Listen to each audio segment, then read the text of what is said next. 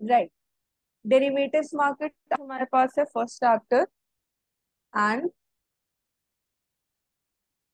here's the question.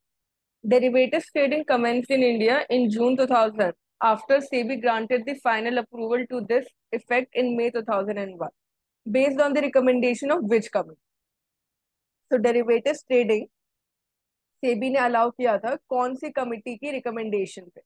Narasimham one, P के मोहंत committee, LC Gupta committee या जी के पिल्लाई कमिटी?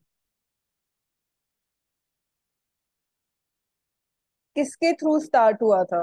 कौन सी कमिटी का रिकमेंडेशन था? Very basic but very important, ये तो पता होना चाहिए।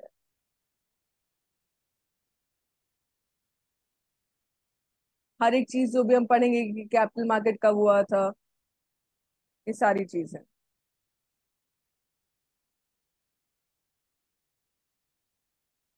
नहीं, जीके पिल्लाई कमेटी नहीं है। The correct answer is LC Gupta committee. देखिए, डेरिवेटिव्स बहुत पहले से चल रहे थे इंडिया में, बहुत पहले से चल रहे थे, ब्रिटिशर्स के पहले से भी। लेकिन जब एक्चुअली यहाँ पे स्टार्ट हो रहा था, या फिर जिस टाइम पे फॉर्मल तरीके से स्टार्ट हुआ था, तो फिर एक है Bombay cotton, Bombay cotton trade association. ठीक है, ये आया था 1875, तो उस टाइम से चल रहा था हम लोग के यहाँ। फिर 1952 में बैन हो गया था। फॉर्मल जब बात हो रही है, फॉर्मल तो कब स्टार्ट हुआ था? जब 2000 में, 2000 में स्टार्ट हुआ था। और 2001 में फाइनल अप्रूवल मिल गया था based on LC Gupta committees recommendation. फिर उसके बाद उसने कब अलाउ किया? उसने एनएससी और बीएससी को, पहले इन दोनों स्टॉक एक्सचेंजेस को अलाउ किया था कि वो लोग डेरिवेटिव सेगमेंट्स में पार्टिसिपेट कर सकते हैं। उसके अलावा इन्हीं के क्लियरिंग हाउस वो ट्रेडिंग सेटलमेंट में पार्टिसिपेट करते हैं। उसके बाद धीरे धीरे निफ्टी, सेंसेक्स, इन सबको भी अलाउ किया गया। फिर बीएससी ने ऑप्शन स्टार्ट किया। अब डेरिवेटिव्स के टाइप भी होते हैं, उसमें से एक ऑप्शंस होता है, वो भी स्टार्ट किया था अराउंड 2001 में। 2001 में ही स्टार्ट किया था। तो बेसिकली जो फॉर्मल स्टार्ट हुआ था, ये एलसी गुप्ता कमेटी के रिकमेंडेशन पे हुआ था। एलसी गुप्ता। ठीक है, तो ये याद रख लीजिएगा, ये नाम याद रख लीजिएगा। चलिए, next. Which of the following is और are the features of exchange traded derivative market? दो डेरिवेटिव मार्केट होते हैं। एक हम लोग का एक्सचेंज ट्रेडेड होता है, ठीक है। दूसरा हम लोग का होता है OTC, over the counter market. तो इसमें पूछा एक्सचेंज ट्रेडेड डेरिवेटिव्स मार्केट की क्या कैरेक्टरिस्टिक्स है? Exchange traded derivative contracts has the standardization of the contracts, उसमें standardization होता है, या फिर they are not standardized, hence risk management activities are more complicated, or interplay between market makers and speculators creates a more liquid and more orderly market। तो जो हम लोगों का एक्सचेंज ट्रेडेड मार्केट होता है, क्या वो स्टैंडर्डाइज्ड होता है या फिर वो नॉन स्टैंडर्डाइज्ड होता है, या फिर वो लिक्विड ऑर्डरली होता है कि नहीं होता है? बताइए, which statements are correct?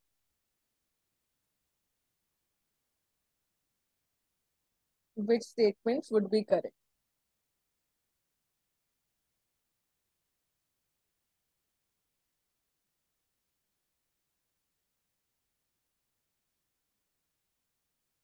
A, आ और डी बोला। ए में है 1 and 3, ठीक है। डी है 2 and 3, अच्छा। देखिए, the correct answer is a, that is 1 and 3। जो एक्सचेंज ट्रेडेड मार्केट होता है वो हम लोग का स्टैंडर्डाइज्ड होता है। ओवर द काउंटर होता है वो स्टैंडर्डाइज नहीं होता है। मतलब exchange traded proper terms and conditions होंगे कि किस तरीके से कॉन्ट्रैक्ट है वो साइन होना है। उसके अलावा क्या क्या कॉन्ट्रैक्ट का अमाउंट होना चाहिए है, एक्सपायरी डेट्स होनी चाहिए है, ये सारी चीजें स्टैंडर्डाइज्ड होती है हम लोग एक्सचेंज ट्रेडेड डेरिवेटिव के अंदर। ठीक है। And yes, market makers, speculators, ये मार्केट पार्टिसिपेंट्स होते हैं, ज्यादा लिक्विड होता है। जो हम लोग एक्सचेंज ट्रेडेड मार्केट होता है वो ज्यादा लिक्विड होता है। स्टैंडर्डाइजेशन, क्लियरिंग एंड सेटलमेंट जिस तरीके से होना है उसमें भी स्टैंडर्डाइजेशन होता है, प्रॉपर नॉर्म्स है जिनको फॉलो करना है कॉन्ट्रैक्ट्स में। ठीक है। इसमें क्या होता है एक्सचेंज ट्रेडेड मार्केट्स में, इसमें ट्रांसपेरेंसी भी होती है। ट्रांसपेरेंसी मतलब full disclosure of all the information. Exchange bodies को, रेगुलेटरी बॉडीज को, जो भी पार्टनर्स हैं, मतलब कि यहाँ पे सारी इंफॉर्मेशन शेयर की जाती है। ऑन द अदर हैंड जब हम लोग ओटीसी मार्केट की बात करते हैं, ओवर द काउंटर, तो ये नॉट स्टैंडर्डाइज होता है, इट इज नॉन स्टैंडर्डाइज। यहाँ पे रिस्क एक्टिविटीज ज्यादा कॉम्प्लिकेटेड होता है। तो जो सेकंड वाला है ना, ये ओटीसी का है। सेकंड वाला कैरेक्टरिस्टिक इज ऑफ ओटीसी। इसके अंदर क्या होता है, जो भी डीलर्स हैं, जो भी पार्टिसिपेंट्स हैं, वो खुद से टर्म्स एंड कंडीशंस करते हैं, वो नेगोशिएशन करते हैं, राइट। तो फिर इसकी वजह से क्या होता है, यहाँ पे बेटर हेजिंग हो जाती है। तो जैसे कि ओटीसी में सबसे ज्यादा फॉरवर्ड फॉरवर्ड कॉन्ट्रैक्ट यूज होता है, ठीक है। तो ये डिफरेंस है, स्टैंडर्डाइज हम लोग का एक्सचेंज ट्रेडेड है, ओटीसी हम लोग का स्टैंडर्डाइज नहीं है, right. Next, by hedging a portfolio a bank manager. अब कुछ फंक्शंस होते हैं डेरिवेटिव्स मार्केट के। एक क्या होता है हम लोग का, हेजिंग होता है। दूसरा स्पेक्युलेटिंग होता है। थर्ड इज आर्बिट्रेज, या फिर इनको जो हेजिंग करते हैं उनको हेजर्स कहते हैं, स्पेक्युलेटर्स या आर्बिट्रेगर्स कहते हैं। तो इनके कुछ कुछ फंक्शंस होते हैं। तो हेजिंग करके क्या मेन फंक्शन होता है, जो भी हेजिंग करता है वो मेन क्या रीजन से हेजिंग करता है, बताइए। reduces the interest rate risk, increases the probability of gains. Hedging risk for a short position is accompanied by taking a long position. Hedging in the futures market eliminates the opportunities for both gains and loss.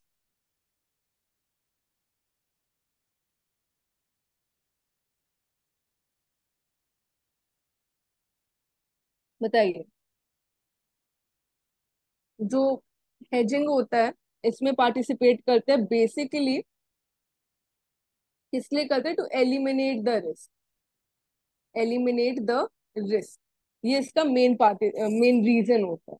तो derivative market में जो कम risk लेना चाहते हैं, जो ज्यादा risky behaviour नहीं होता है, वो हेजिंग करते हैं। स्पेकुलेटर्स क्या करते हैं, वो लोग ज्यादा प्रॉफिट मोटिव पे वर्क करते हैं। वो लोग स्पेकुलेट करेंगे, हाँ फ्यूचर में ज्यादा रिस्क लेंगे, ज्यादा प्रॉफिट मिलेगा। आर्बिट्रेज क्या होता है, आर्बिट्रेज क्या होता है, वो सेम गुड को डिफरेंट मार्केट्स में सेल आउट करते हैं। या फिर मतलब जो सेम गुड्स होंगे डिफरेंट मार्केट्स में, या फिर डिफरेंट जहां पे प्राइसेस होंगे, मेनली प्रॉफिट के लिए। तो हेजिंग क्या होता है, reduces the interest rate risk, yes, for a short position accompanied by taking a long position. Hedging in the futures market eliminates the opportunity for both gains and losses. यहाँ पे probability of gains increase नहीं होती है। वो किस में gain होती है, वो स्पेकुलेशन में होती है।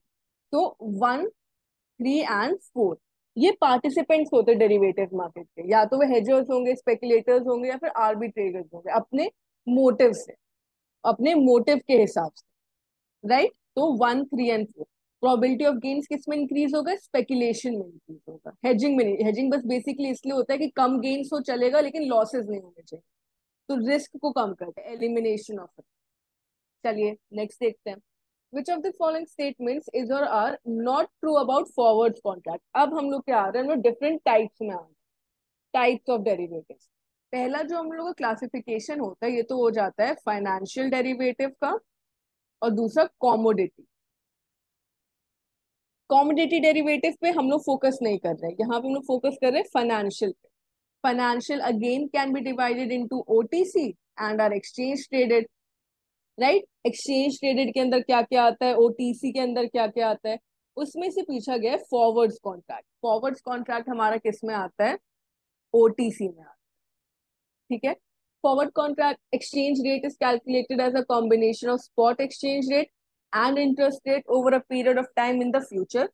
The contract is negotiated directly by the buyer and seller. Because it is not standardized, either party can walk away unilaterally from the contract. A certain amount of money is exchanged when a contract is negotiated. कौन से statements forward contract के लिए सही होंगे, नहीं सही नहीं होंगे, नॉट करेक्ट पूछे, अच्छा नॉट करेक्ट, नॉट करेक्ट।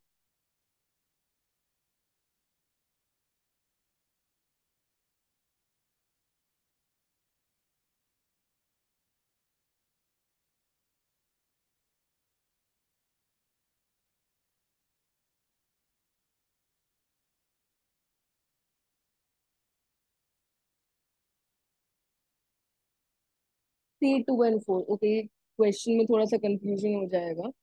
ठीक है, फॉरवर्ड कॉन्ट्रैक्ट्स और फ्यूचर्स कॉन्ट्रैक्ट जो होता है इसका मीनिंग सेम ही होता है। मतलब आज के टाइम पे हम लोग रेट डिसाइड कर लेंगे, डेट डिसाइड कर लेंगे, और किस उसका सेटलमेंट कब होगा, फ्यूचर में करेंगे।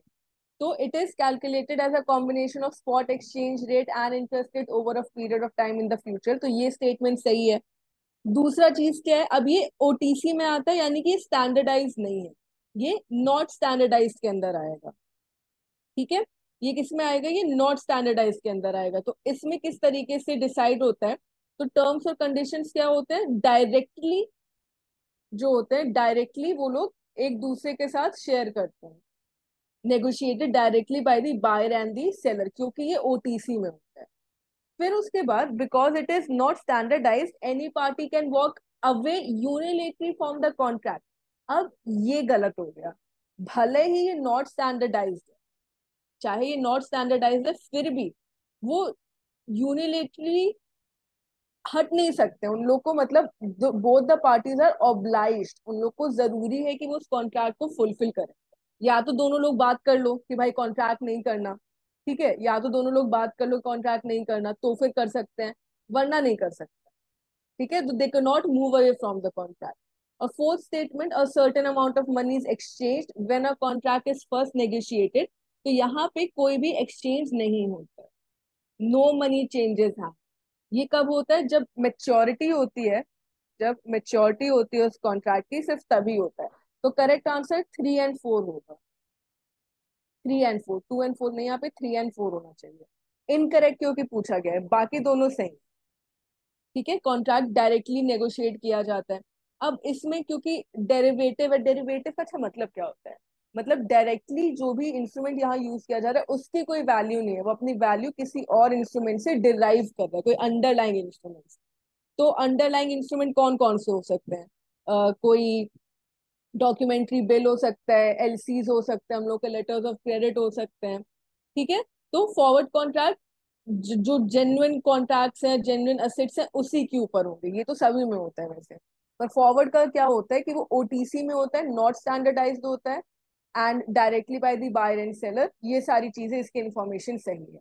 यूनिलेटरली वॉक अवे नहीं कर सकते हैं, एंड नो मनी चेंजेस हैं। कब मनी चेंज करेगा, मतलब कब मनी एक्सचेंज किया जाएगा, जब फाइनली मेच्योरिटी डेट आती है या एक्सपायरी डेट। अब दूसरा आ जाता है हमारे पास future. A 6 into 9 forward rate agreement would mean, अच्छा फ्यूचर नहीं, फॉरवर्ड रेट अग्रीमेंट से रिलेटेड है। फ्यूचर क्या होता है, फ्यूचर भी जिस तरीके से हमारा फॉरवर्ड है सेम ही होता है, बट ये स्टैंडर्डाइज होता है। ये हम लोग का एक्सचेंज ट्रेडेड के अंदर आता है, ये स्टैंडर्डाइज फॉरवर्ड कॉन्ट्रैक्ट में आता है फ्यूचर्स। राइट, मतलब कि जो भी अग्रीमेंट है, दोनों पार्टीज को पता है, रेगुलेटरी बॉडीज को पता है। अब फ्यूचर्स के अंदर क्या आता है, फ्यूचर्स के अंदर करेंसी फ्यूचर्स आते हैं, टाइप्स आ जाते हैं उसके। तो करेंसी फ्यूचर्स एक टाइप हो जाता है। फिर क्या हो जाता है, एक होता है इंटरेस्ट रेट फ्यूचर्स, या फिर इसको फॉरेन फॉरवर्ड रेट अग्रीमेंट भी कहते हैं। राइट, तो इसमें पूछा गया है कि 6 into 9 फॉरवर्ड रेट अग्रीमेंट क्या होगा। Corporate seeking protection for 6 months, borrowing or lending commitment ending 9 months. Corporate seeking protection for 3 months, borrowing commitment starting 6 months from today. 3 months borrowing or lending starting 6 months, ending 9 months. या फिर 6 months of borrowing or lending commitment starting 3 months today and ending 9 months from today. जो हम लोग के interest rate futures क्या होते हैं, मतलब कि फॉरवर्ड कॉन्ट्रैक्ट की तरह ही होंगे, पर यहाँ पे इंटरेस्ट रेट किया जा रहा है। मतलब कि जो दो पार्टीज है वो क्या अग्री कर रही है, they're agreeing to exchange interest payment. किसी लोन पे उनको इंटरेस्ट देना होगा ना, तो वो एक्सचेंज कर लेंगे, इंटरेस्ट पेमेंट एक्सचेंज कर लेंगे। राइट, मतलब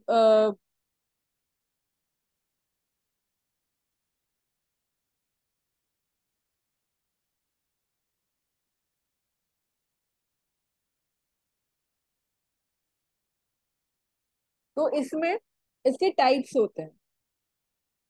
मतलब कि जो एफ आर एज होते हैं उनको ऐसे 3 into 6 या फिर 6 into 9, इस तरीके से इनको साइन किया जाता है। तो 6 into 9 का क्या मतलब होगा ये पूछ रहे हैं। चलिए आंसर कर लेते हैं। 6 into 9 का मतलब होगा कि ये जो 3 मंथ वाला टाइम है, लेट्स से कि जो कॉर्पोरेट है वो 3 मंथ्स के लिए बोरोइंग कर रहा है, ठीक है, बोरोइंग या लेंडिंग कमिटमेंट उसका, तो वो स्टार्ट होगा 6 मंथ्स पे और वो एंड होगा 9 मंथ पे। अगर ये 3 into 6 होता तो वो स्टार्ट होता आज से लेके 3rd मंथ पे और एंड होता 6 मंथ्स फ्रॉम टुडे। ठीक है। तो इसका क्या मतलब होगा कि कोई भी कंपनी है, मान लो उसको 3 मंथ्स के लिए लोन लेना है, उसको पता है कि आगे चल के इंटरेस्ट रेट बढ़ जाएगा, तो वो अभी फिक्स रेट सेट कर लेंगे। वो एक फिक्स रेट सेट कर लेंगे अपने फॉरवर्ड रेट अग्रीमेंट में बैंकर के साथ ही, और फिर वो बोलेंगे कि हम 3 मंथ्स के बाद स्टार्ट करेंगे ये फिक्स रेट पे करना। ठीक है, तो वो इंटरेस्ट रेट फ्यूचर्स हो जाएगा। तो इसका क्या मतलब होता है कि 3 मंथ्स बोरोइंग है तो फिर 6 से स्टार्ट होगा, 9 पे एंड होगा। अगर 6 into 9 है तो 6 पे स्टार्ट होगा, 9 पे एंड होगा। इस तरीके से ये चलता है। अगर 9 into 12 है मान लो, अगर मान लो 9 into 12 है, तो फिर क्या हो जाएगा कि 12 मंथ से स्टार्ट होगा, 9 मंथ से स्टार्ट होगा और 12 मंथ पे एंड होगा। तो ये फर्स्ट वाला जो होता है ये स्टार्टिंग बताता है अग्रीमेंट का, और जो लास्ट वाला होता है सेकंड वाला वो क्या बताता है, एंडिंग बताता है। ठीक है। तो ये चीज होती है कि इंटरेस्ट रेट से रिलेटेड होता है फॉरवर्ड रेट अग्रीमेंट, कि फॉरवर्ड हम लोग आगे चल के फ्यूचर में क्या इंटरेस्ट पे करने वाले। Next, which of this following statements is और are true about a options contract. अब सेकंड आ गया ऑप्शंस। ऑप्शंस भी हम लोग का एक्सचेंज ट्रेडेड के अंदर आता है। ऑप्शंस भी हम लोग का एक्सचेंज ट्रेडेड के अंदर आता है। The option premium is the specified predetermined price of the underlying asset at which the same can be bought or sold. Call option gives the buyer of the option the right to buy the underlying asset. Put option gives the buyer of the option to sell the asset at the strike price on or before the expiry. Options.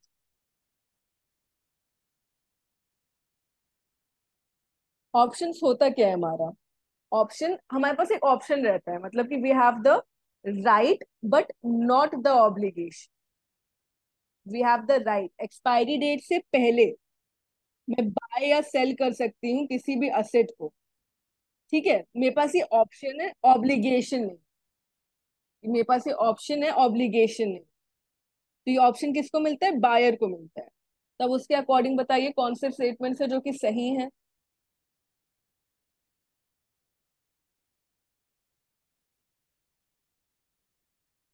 हम लोग को क्या option मिल रहा है? Backout करने का option मिल रहा है। We can back out option मिल रहा है। जो फॉरवर्ड या फिर फ्यूचर कॉन्ट्रैक्ट है उसमें राइट के साथ साथ ऑब्लिगेशन भी होता है। मतलब जो बायर या सेलर, उनको बाय करना ही पड़ेगा या सेलर को सेल करना ही पड़ेगा असेट को, लेकिन यहाँ पे ऑप्शन होता है।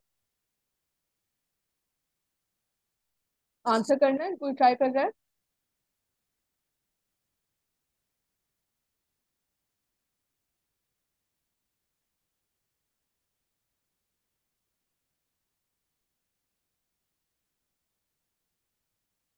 ठीक है, चलिए।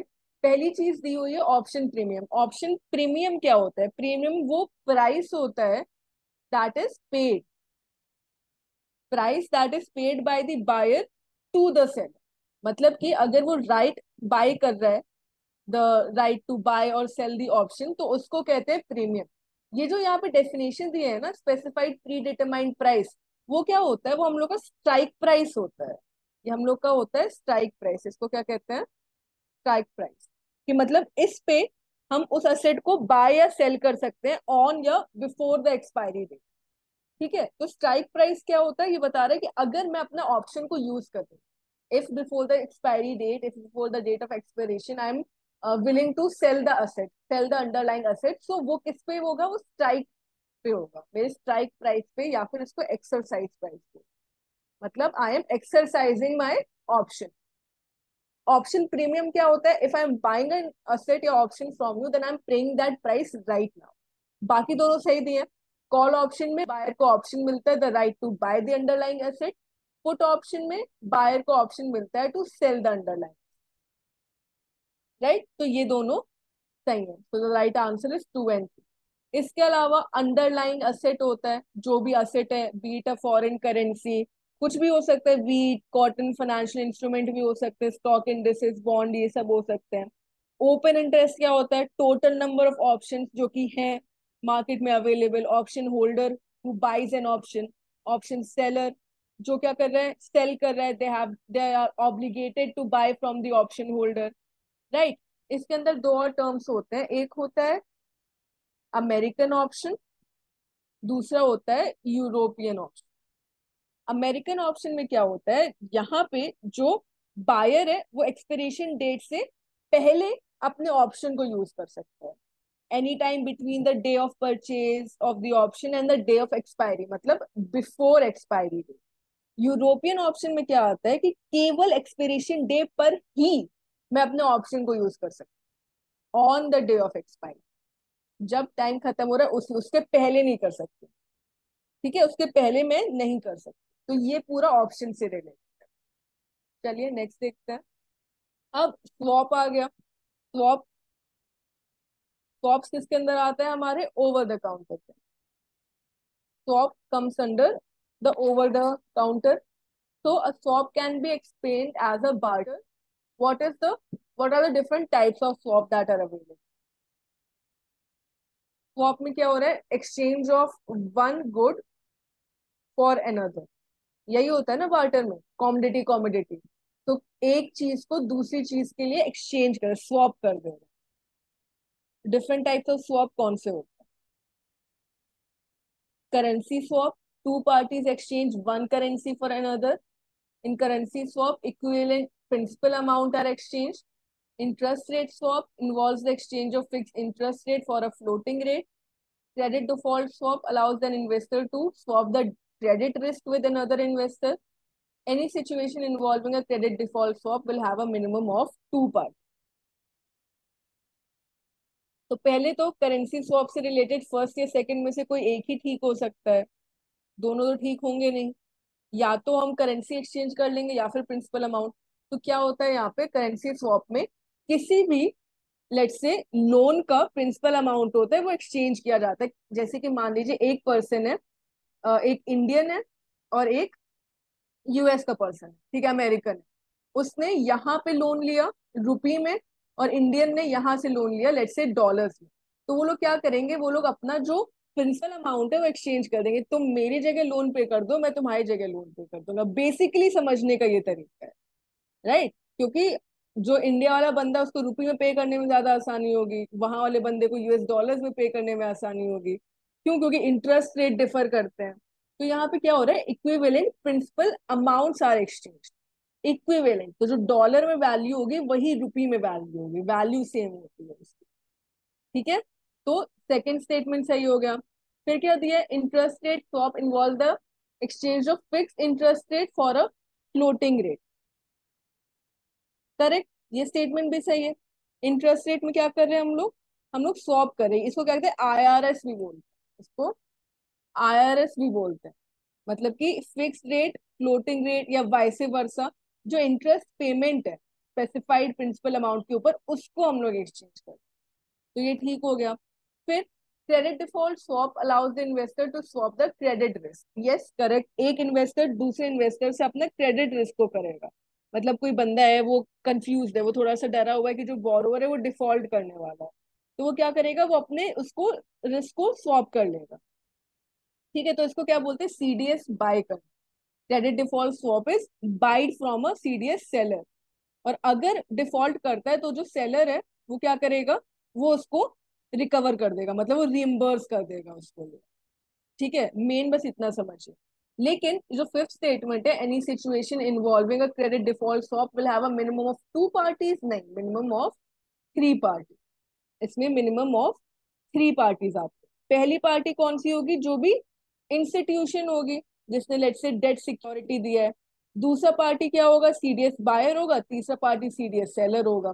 तो तीन पार्टीज होगी। कौन से हमारे सही हो गए? Two, three and four. All this information is available for the swaps. फिर उसके बाद आरबीआई ने सीडीएस से रिलेटेड कुछ गाइडलाइंस दी हैं February 2021। Which of the following is incorrect? RBI has given guidelines on CDS. Which of the following is incorrect? Retail users shall undertake transaction in exchange traded CDS only for hedging their underlying credit risk. Non-retail users shall be allowed to undertake transaction for both hedging and other purposes. Non-retail users will include insurance companies, pension funds, etc. तो RBI ने बताया है कि retail users क्या क्या participate कर सकते हैं, नॉन रिटेल यूजर्स क्या क्या पार्टिसिपेट कर सकते हैं। नॉन रिटेल यूजर्स में insurance companies, pension fund, mutual funds, मतलब वो लोग इंडिविजुअल नहीं है, वो लोग कुछ ट्रस्ट है, एसोसिएशन है, ऑर्गेनाइजेशन। उसके अलावा जो भी लोग होंगे वो सारे कौन हो जाएंगे, वो हो जाएंगे हम लोग के रिटेल यूजर्स। नॉन रिटेल में हम लोग के एनबीएफसीज भी आ सकते हैं, प्राइमरी डीलर्स भी आ सकते हैं, right.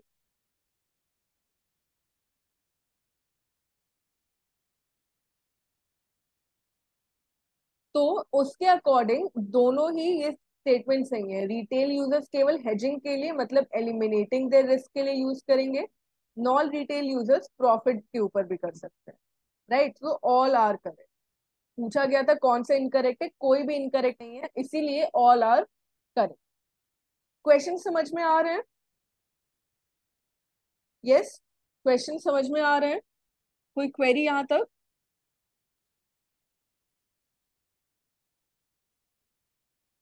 Everything is clear, give me a yes.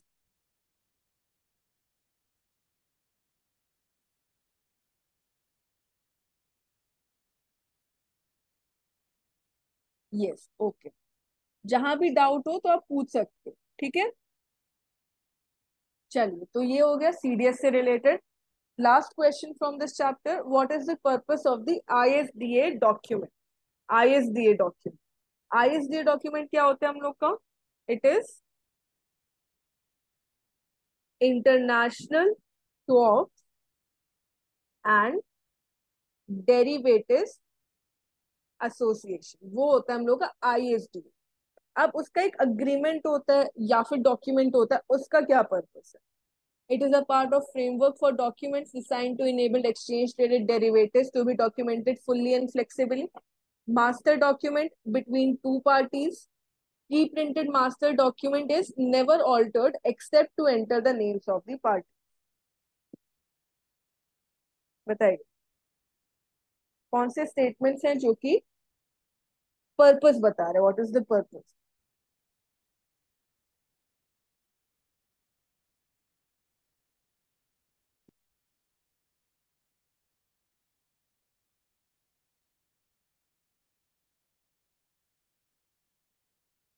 क्या एक्सचेंज ट्रेडेड, अब देखिए, अगर आप इसको पढ़ोगे स्टेटमेंट को, तो एक्सचेंज ट्रेडेड डेरिवेटिव्स तो हम लोग के ऑलरेडी स्टैंडर्डाइज होते हैं। कौन सा स्टैंडर्डाइज नहीं होता है? ओटीसी। तो ओटीसी को जरूरत है ना ज्यादा स्टैंडर्डाइजेशन की, इसीलिए यहाँ पे ओटीसी होगा। It is design to enable the over the counter derivatives to be documented fully and flexibly. तो ये तो गलत हो गया।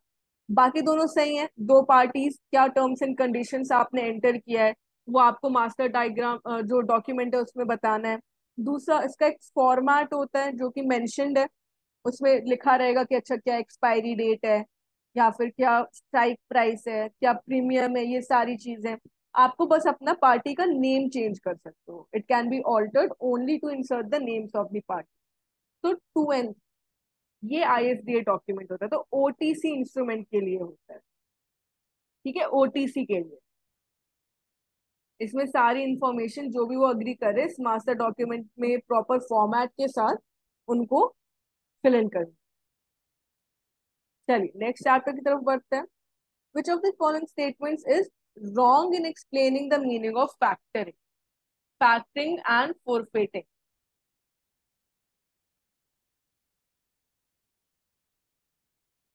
Factoring is a service that is concerned with the financing and collection of account receivables in domestic and international trade. This can be done with recourse, without recourse, but in India, without recourse is not permitted. It includes credit facilities provided by banks in its ordinary course of business. It does not include any activity as commission agent or otherwise for the sale of agriculture produce or goods of any kind whatsoever. So factoring business, factoring business होता क्या है, हम लोग के जब let's say कोई A person and B person है, उनके बीच में सेल्स एग्रीमेंट हुआ। ए ने बोला बी को कि हम आपको कुछ गुड्स हैं वो प्रोवाइड करेंगे, ठीक है, लेकिन बी ने बोला मैं अभी तुरंत आपको पेमेंट नहीं कर सकता हूँ, उसका पेमेंट मैं आपको कुछ टाइम बाद करूँ। लेकिन ए ने क्या बोला कि नहीं मुझको तो पेमेंट चाहिए है यार, मुझे तो अपना काम पूरा करना है। तो वो क्या करेगा, वो एक इनवॉइस क्रिएट कर देगा, है ना, वो एक इनवॉइस क्रिएट कर देगा, वो किसके पास चला जाएगा, फैक्टर के पास चला जाएगा। फैक्टर उसको इनवॉइस का पेमेंट जितना भी होगा वो दे देगा, और बाद में कुछ टाइम बाद जो बायर था उससे जाके उसको कलेक्ट कर लेगा। ये होता है फैक्टर। ठीक है, तो इनवॉइसेस के थ्रू यहाँ पे कलेक्शन एक्टिविटीज होती। तो कौन सा स्टेटमेंट यहाँ पे सही नहीं है, it is C. Factoring service India में जो कंसर्न की जाती है, डोमेस्टिक इंटरनेशनल दोनों हो सकती है। विद रिकोर्स क्या होता है, विद रिकोर्स अगर जो बायर था, है ना, जो बायर था उसने पेमेंट नहीं दिया फैक्टर को, तो फैक्टर अपने क्लाइंट के पास चला जाएगा, तो इसको कहते हैं विद रिकोर्स। विदाउट रिकोर्स में क्या होता है, अगर बायर ने डिफॉल्ट किया तो पूरा रिस्क फैक्टर बेयर करेगा, वो जाके अपने क्लाइंट से रिकवर नहीं कर सकता। इंडिया में विदाउट रिकोर्स परमिटेड नहीं है, ठीक है। थर्ड का क्या दिया है, it includes the credit facilities provided by bank. तो ये नहीं होता, ये दोनों ही एक्टिविटीज मतलब एग्रीकल्चर से रिलेटेड या क्रेडिट फैसिलिटीज, ये दोनों ही इंक्लूड नहीं होती है फैक्टरिंग। एग्रीकल्चर के अलावा प्रोडक्शन, स्टोरेज, सप्लाई, ये सब नहीं होता, it does not include this. ठीक है, तो ये वाला स्टेटमेंट गलत हो गया। तो ये फैक्टरिंग का मीनिंग होता है कि मतलब कोई कंपनी है, कोई डेटर है, उन दोनों के बीच में जो भी इनवॉइस क्रिएट करेगा वो फैक्टर उसको पैसे दे देगा उसके बाद। ठीक है, चलिए। Which of the following are the correct types of factoring? In recourse factoring, in the case of non-payment of the invoices by the buyer, the factor will recover the amount advanced from the client. In non-recourse factoring, the factor provides both finance and credit protection. Under domestic factoring, receivables arising only out of the domestic trade are considered. In international factoring, there are usually three factors. Shall you try to answer? Try to answer this question. Types of factoring.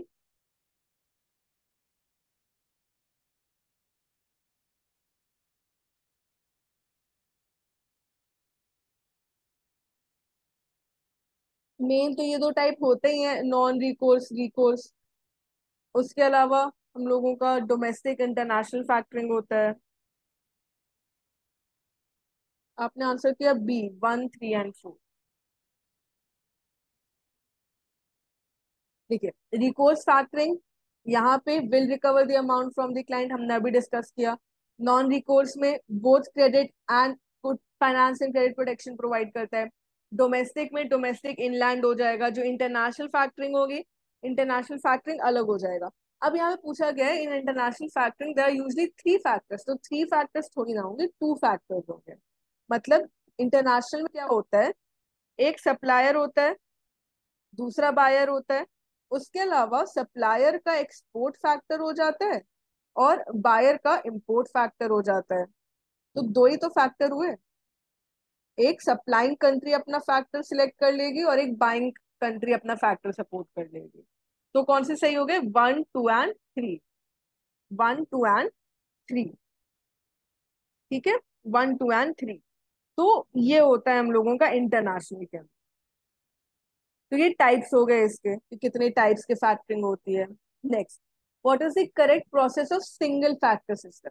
अब उसमें भी एक single factor system होता है, दूसरा क्या होता है, डायरेक्ट एक्सपोर्ट फैक्टरिंग सिस्टम होता है, और डायरेक्ट इंपोर्ट भी होता है, डायरेक्ट इंपोर्ट। तो प्रोसेस पूछा गया है, करेक्ट सीक्वेंस क्या होगा? डायरेक्ट एक्सपोर्ट के अंदर केवल एक्सपोर्ट फैक्टर होता है, दोनों नहीं होते हैं। डायरेक्ट इंपोर्ट के अंदर केवल इंपोर्ट फैक्टर होता है, मतलब कि एक ही एक फैक्टर है। जो हम लोग का सिंगल फैक्टर सिस्टम है उसमें दो फैक्टर्स होते हैं, इंपोर्ट फैक्टर और एक्सपोर्ट फैक्टर दोनों होता है। इम्पोर्ट फैक्टर सिर्फ तभी आएगा अगर अगर जो हमारा बायर है वो डिफॉल्ट कर देता है। अगर जो हमारा बायर है वो डिफॉल्ट कर देता है तभी इंपोर्ट फैक्टर आएगा। तो एक्सपोर्ट फैक्टर क्या करेगा, वो इंपोर्ट फैक्टर के पास जाएगा और जो भी उसने अमाउंट दिया है उसको रिकवर करे। तो पहला स्टेप क्या होना चाहिए, पहला स्टेप होना चाहिए हम लोग का फैक्टरिंग अग्रीमेंट। देखिए इस तरीके से चलता है, सप्लायर हो जाएगा, बायर हो जाएगा, एक्सपोर्ट फैक्टर, इंपोर्ट फैक्टर। ठीक है, फर्स्ट स्टेप होगा सप्लायर और एक्सपोर्ट फैक्टर के बीच में क्या हो जाएगा, फैक्टरिंग अग्रीमेंट। ठीक है, नेक्स्ट स्टेप क्या हो जाएगा, जब फैक्टरिंग अग्रीमेंट हो गया कि भाई मैं तुमको इनवॉइस दूंगा, तुम मुझको पेमेंट करना, बी, यस करेक्ट। तो उसके बाद वो क्या करेगा, वो गुड्स भेज देगा बायर को, तो ये सेकेंड स्टेप हो जाएगा, डिलीवरी ऑफ गुड्स। 3, 5, फिर क्या हो जाएगा, असाइनमेंट ऑफ अकाउंट रिसीवेबल्स, जो भी इनवॉइस है अकाउंट रिसीवेबल है उसको क्रिएट किया जाएगा। तो 3, 5, 6, फिर उसके बाद क्या जाएगा, जब वो लेकर जाएगा कि अब ये तुम अकाउंट रिसीवेबल्स ले लो, ये थर्ड स्टेप हुआ। फोर्थ स्टेप में अब वो उसको पैसे दे देगा, payment by buyer to the, नहीं ये वाला हो जाएगा, funding to supplier by export factor 1। फिर उसके बाद बायर एक्सपोर्ट फैक्टर को पैसे दे देगा, राइट। और अगर अगर बायर नहीं करता है तो फिर इंपोर्ट फैक्टर क्या करेगा, वो एक्सपोर्ट फैक्टर को पे करेगा। ये तब होगा अगर बायर डिफॉल्ट कर देता है। तो 3, 5, 6, 1, 4, 2, ये इसका प्रोसेस होता है, correct sequence. Next, what is the difference between bill discounting and factoring. अब सुनने में तो जैसे हम लोग जब क्लास कर रहे थे तब भी आया था कि मैम बिल डिस्काउंटिंग और फैक्टरिंग में डिफरेंस क्या हुआ। तो बताइए, factoring requires strong balance sheet and collateral, bill discounting does not. Financing in bill discounting is transaction based. Factoring is based on account receivables. There is no assignment of debt in factoring. In bill discounting, there is assignment of debt. Bill discounting is always with recourse. Factoring can be done without recourse also. बताइए,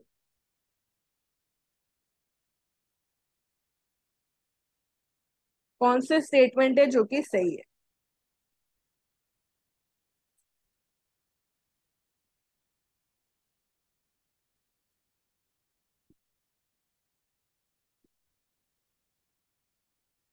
देखिए first statement बोल रहा है कि factoring require strong balance sheet and collateral, तो ये नहीं है।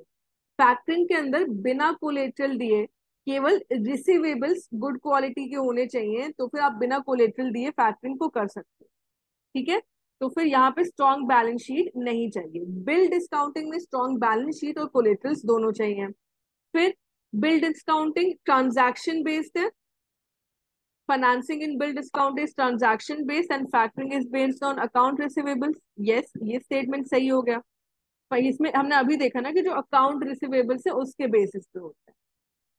फिर उसके बाद there is no assignment of debt in factoring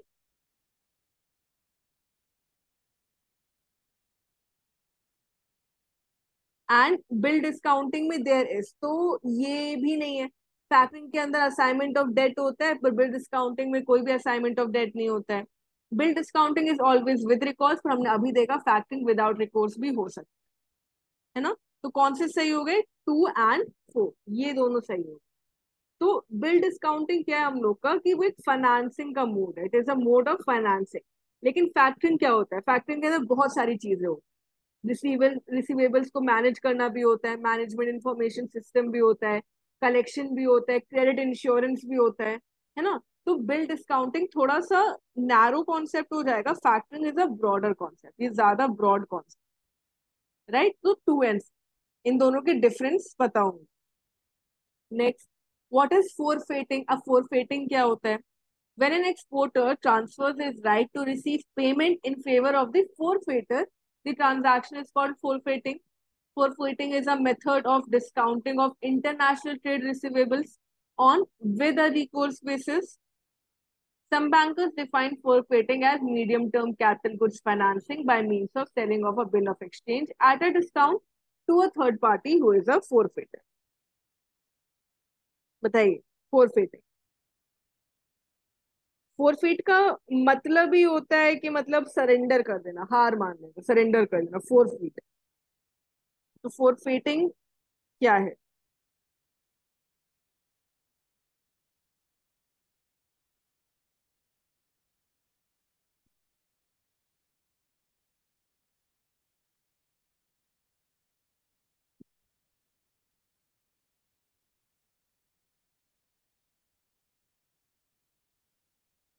देखिए, ये हम लोग ने फैक्टरिंग बात की, डोमेस्टिक इंटरनेशनल दोनों होता है, फोरफेटिंग केवल इंटरनेशनल होता है।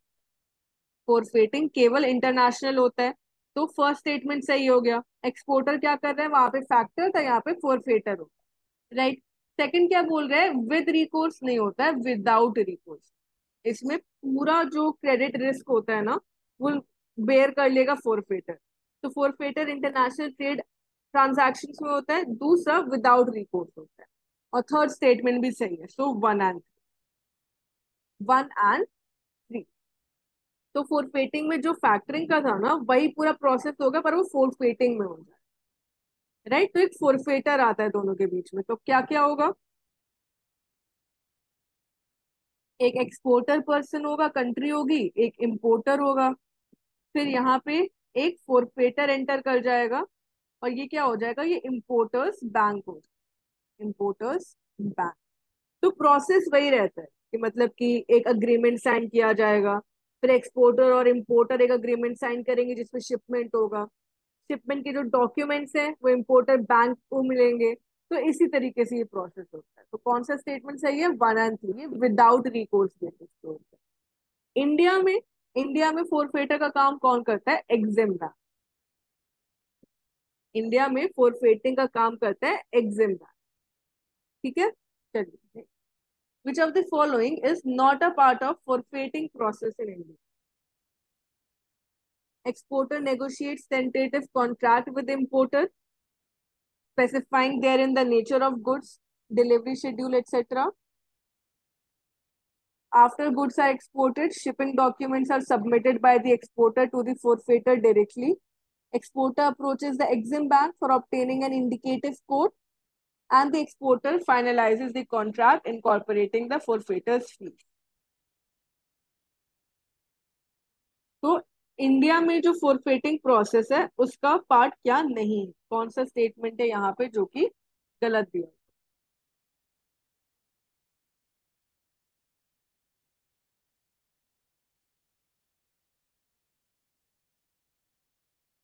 हमने ऑलरेडी देख लिया कि यहाँ पे फोरफेटर के अंदर कौन वर्क कर रहा है, एग्जिम बैंक हमारा। तो हाँ, एक्सपोर्टर फर्स्ट स्टेटमेंट दिया है, एक्सपोर्टर नेगोशिएट करेगा कॉन्ट्रैक्ट इंपोर्टर के साथ, वो उसमें कॉन्ट्रैक्ट मेंशन करेगा क्या नेचर ऑफ गुड्स है, प्राइस क्या होने वाला है, डिलीवरी शेड्यूल क्या होने वाला है, किस टाइम पे। फिर उसके बाद all goods are exported, shipping documents are submitted by the exporter to the forfaiter directly.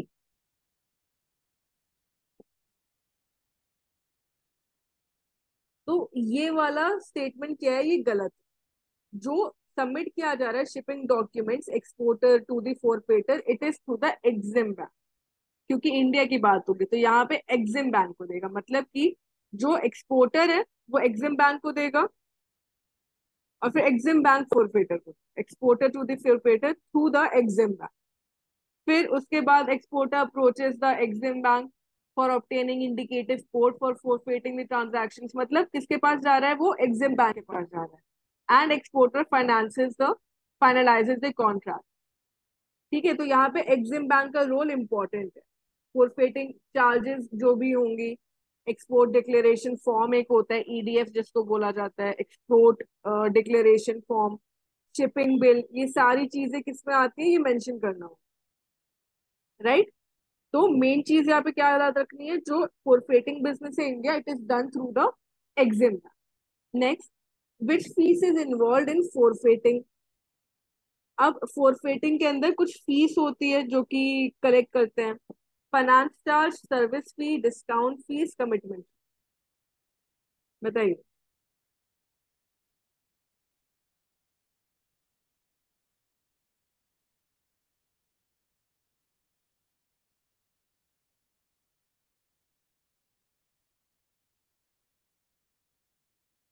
1 and 4, 1, 2 and 3, 2 and 4, 3 and 4.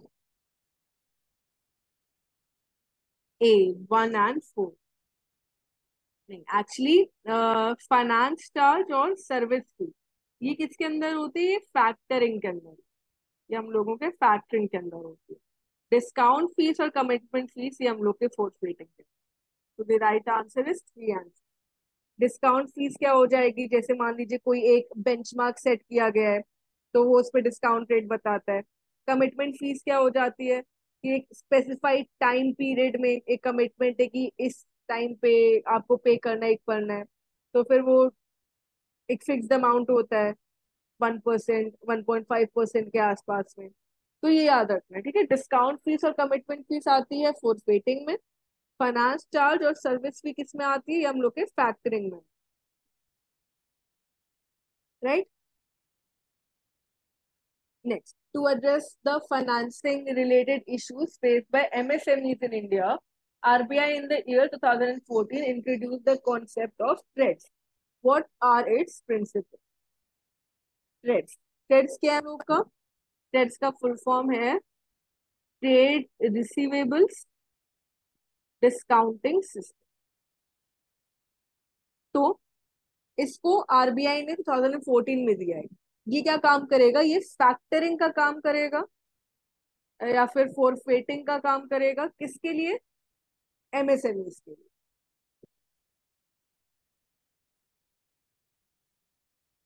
तो फिर government departments, public sector units, ये सब पार्टिसिपेट करते हैं इसमें। The transaction process under TReDS will be without recourse to the MSMEs, मतलब MSME से collection नहीं होगा। It is a form of forfaiting. MSME sellers, corporate and other buyers, including the government departments, are financiers in the direct participants in the trade. MSMEs को काफी problem होती थी कि मतलब अपने फंक्शन को कंप्लीट कर सकें, अपने ऑर्गेनाइजेशन को रन करने के लिए। तो उनको हेल्प प्रोवाइड करने के लिए ट्रेड्स को एस्टैब्लिश किया था। तो first statement, transaction process with be without recourse, correct. अगर जो एमएसएमई है, क्लाइंट है, वो नहीं पे कर पा रहा है तो वहां पे उनसे कलेक्ट नहीं किया जाएगा। Right. It is not a form of forfaiting, it is a form of factoring. क्यों? क्योंकि डोमेस्टिक मतलब एमएसएमईज के लिए किया जा रहा है, विदाउट रिकोर्स पे किया जा रहा है। एंड थर्ड स्टेटमेंट सही है। एमएसएमई सेलर्स, कॉर्पोरेट बायर्स, ये सब पार्टिसिपेट करते हैं वन एंड। तो प्रोसेस क्या होता है? इधर प्रोसेस मेंशन किया है। सबसे पहले एमएसएमई सप्लायर क्या करेगा? वो कॉर्पोरेट बायर्स को गुड्स अपने सप्लाई कर देगा। फिर एमएसएमई सप्लायर क्या करेगा? वो जाके अपना ट्रेड्स प्लेटफॉर्म एक होता है, इलेक्ट्रॉनिक प्लेटफॉर्म होता है, वहां पे जाके वो अपने इनवॉइस और बिल्स ऑफ एक्सचेंज के डिटेल्स डाल दे। ठीक है। फिर ट्रेड्स प्लेटफॉर्म पे कोई भी एक कॉर्पोरेट बायर होगा, वो एक्सेप्ट करेगा इस फैक्टरिंग यूनिट को। फिर इस फैक्टरिंग यूनिट को क्या किया जाएगा? इसमें बिडिंग होती है। बिडिंग, अलग अलग पार्टिसिपेंट्स, बैंक्स, एनबीएफसी, फैक्टर्स, वो लोग क्या करेंगे? वो बिड करेंगे। और फिर जो सबसे ज्यादा कॉम्पिटेटिव बिड होगा वो एमएसएमई सप्लायर अपने लिए सिलेक्ट कर लेगा, हाँ ये सबसे ज्यादा मुझको प्रोवाइड कर दो। फिर उसके बाद सारी एंट्रीज जो भी प्रोवाइड की जाती है वो सब जनरेट होगी और एमएसएमई को क्रेडिट मिल जाएगा ऑन अ T+1 बेसिस। मतलब जिस दिन पे हुआ उसके नेक्स्ट पे उसको अपना इनवॉइस का पूरा क्रेडिट जो है वो मिल जाएगा। And the financiers account is debited. फिर उसके बाद जब ट्रांजैक्शन कंप्लीट हो जाता है तो बायर्स अकाउंट से डेबिट कर लेगा और फाइनेंसर्स अकाउंट पे क्रेडिट कर देगा। तो फिर एमएसएमई इजीली ट्रेड्स प्लेटफॉर्म पे जाके अपना ये वाला बिजनेस जो है ये कंडक्ट कर सकते हैं। ठीक है। तो ये इसका प्रोसेस होता है, factoring business for the MSME. Next, चलिए next chapter, lease finance and hire purchase. अब जहां पे लोन्स लिए मतलब किसी भी गुड को परचेज किया जाता है उसकी जगह पे lease finance and hire purchase, किराए पे किसी चीज को यूज करना। राइट। चलिए first question, how did leasing activity evolve in India? Leasing activity कैसे इवॉल्व? कोई भी असेट हो गया या मशीनरी हो गई, if any company, if any entity, if they want to use it, they can get a right to use the equipment. उनको उसे परचेज नहीं करना पड़ेगा, they can easily use the particular equipment on the basis of rentals. वो होता है leasing. तो leasing activity was initiated in India in the year 1973। First leasing company of in India name Shetty investment and finance. Based on GS Dahotre Committee's recommendations, RBI formed guidelines for commercial banks funding leasing companies, and banks themselves were allowed to offer leasing facilities later in the year 2004। कौन से statement से जो कि सही है? पहला दिया गया है leasing activity was initiated in the year 1973, yes correct. Second दिया first leasing company was Shetty investment and finance. तो शेट्टी इन्वेस्टमेंट एंड फाइनेंस नहीं था, फर्स्ट इश्यूइंग कंपनी का नाम यही था, first leasing company of India limited. क्या था? First leasing company of India limited. इनके किसके अंदर किया गया था? फारूक ईरानी एक नाम आता है, फारूक ईरानी, एंड विथ साथ में इंडस्ट्रियलिस्ट थे श्री AC मोटिया। ठीक है, तो ये शेट्टी फाइनेंस नहीं था, ये बाद में आया था। ये और भी बहुत सारी फर्म्स थी जो 1980s के टाइम पे आई थी, उसमें ये आई थी। फिर जय भारत क्रेडिट इन्वेस्टमेंट आई थी, मोटर एंड जनरल फाइनेंस भी उसी टाइम पे आई थी। Right. Third statement correct, based on GS दातोरेस कमिटी रिकमेंडेशन, RBI ने सेटअप की थे गाइडलाइंस, करेक्ट है ये। फोर्थ दे रहा है कि बैंक्स ने लीजिंग एक्टिविटी कब स्टार्ट की थी? 2004 में। 2004 में नहीं की थी, 1994 में अलाउ कर दिया गया था बैंक्स को कि वो लीजिंग एक्टिविटीज पार्टिसिपेट कर सकते। And first banks, State Bank of India, Bank of India, इन लोग ने अपनी ब्रांचेस ओपन किए थे for providing the lease finance. तो कौन से स्टेटमेंट सही हो गए? 1 एंड। ठीक है, तो अब हम जो भी क्वेश्चंस कर रहे हैं अब इनको यहीं पे याद कर लीजिए। अगर आपने पहले नहीं भी पढ़ा कोई बात नहीं, ये इंपॉर्टेंट इन्फॉर्मेशन। ठीक है, ये सारी इंपॉर्टेंट इन्फॉर्मेशन जो भी क्वेश्चन में मेंशन्ड है, अगर आप इसको याद कर लोगे तो भी आपका पूरे पूरे चैप्टर का रिवीजन है ना वो कंप्लीट हो जाए। ठीक है, तो 1 एंड 3 इसका आंसर होगा। 1 एंड 3 याद कर लो, ईयर याद कर लो, कौन सी कमिटी का रिकमेंडेशन पे था ये याद कर लो, बैंक्स कब स्टार्ट हुए, और दूसरा फर्स्ट लीजिंग कंपनी कौन सी थी, किसके अंडर थी, किसने स्टार्ट की, ये सारी चीजें पता होंगी। Next, what is the difference between finance lease and operating lease? अब ये टाइप्स ऑफ लीजिंग आ गई, फाइनेंस लीज, ऑपरेटिंग लीज। उसके अलावा भी है close and open ended, up front, back and, but यहाँ पे फाइनेंस और ऑपरेटिंग में पूछा है। क्या फाइनेंस लीज रिवोकेबल है? ऑपरेटिंग लीज रिवोक नहीं की जा सकती है, मतलब उसको ऑब्लाइज करना जरूरी होता है। Finance lease whole useful life of asset के लिए होती है, ऑपरेटिंग लीज शॉर्ट टर्म के लिए। Lessee has to bear the risk of obsolescence, मतलब कि डेप्रिसिएशन फाइनेंस लीज में, और ऑपरेटिंग लीज में लेसर को करना पड़ता है। ये सारी चीजें बताइए, कौन से स्टेटमेंट होंगे जो इनका डिफरेंस सही बता रहे? अच्छा, लेसी और लेसर का तो डिफरेंस पता होगा ना।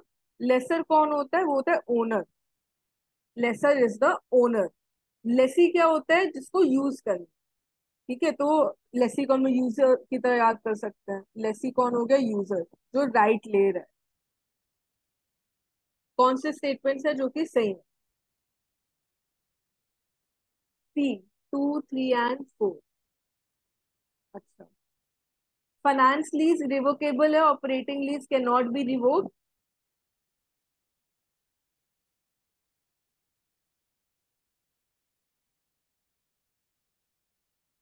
नहीं, ऐसा नहीं है, इसको ऑपोजिट है।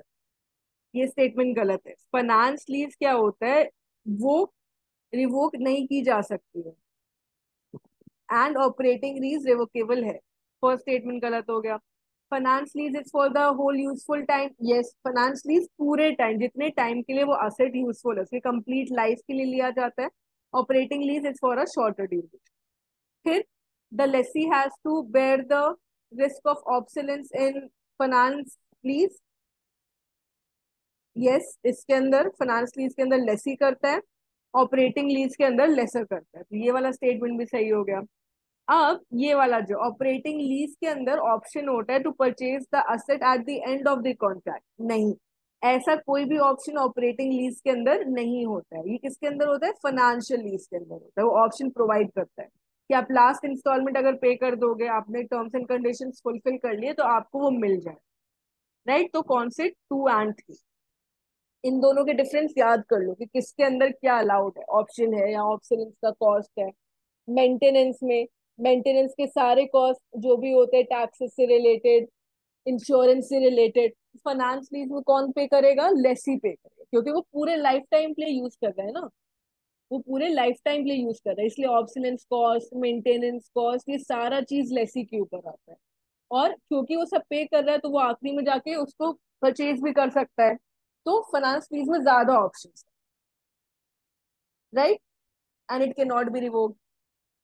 फिर उसके बाद ऑपरेटिंग लीज में उसको उल्टा हो जाता है, क्योंकि शॉर्टर ड्यूरेशन है ना, तो वो बोलेगा क्यों मैं पे करूँ, क्यों मैं मेंटेनेंस का पे करूँ, राइट, क्यों मैं मेंटेनेंस का पे करूँ, तो ये सारे डिफरेंस हो जाते हैं।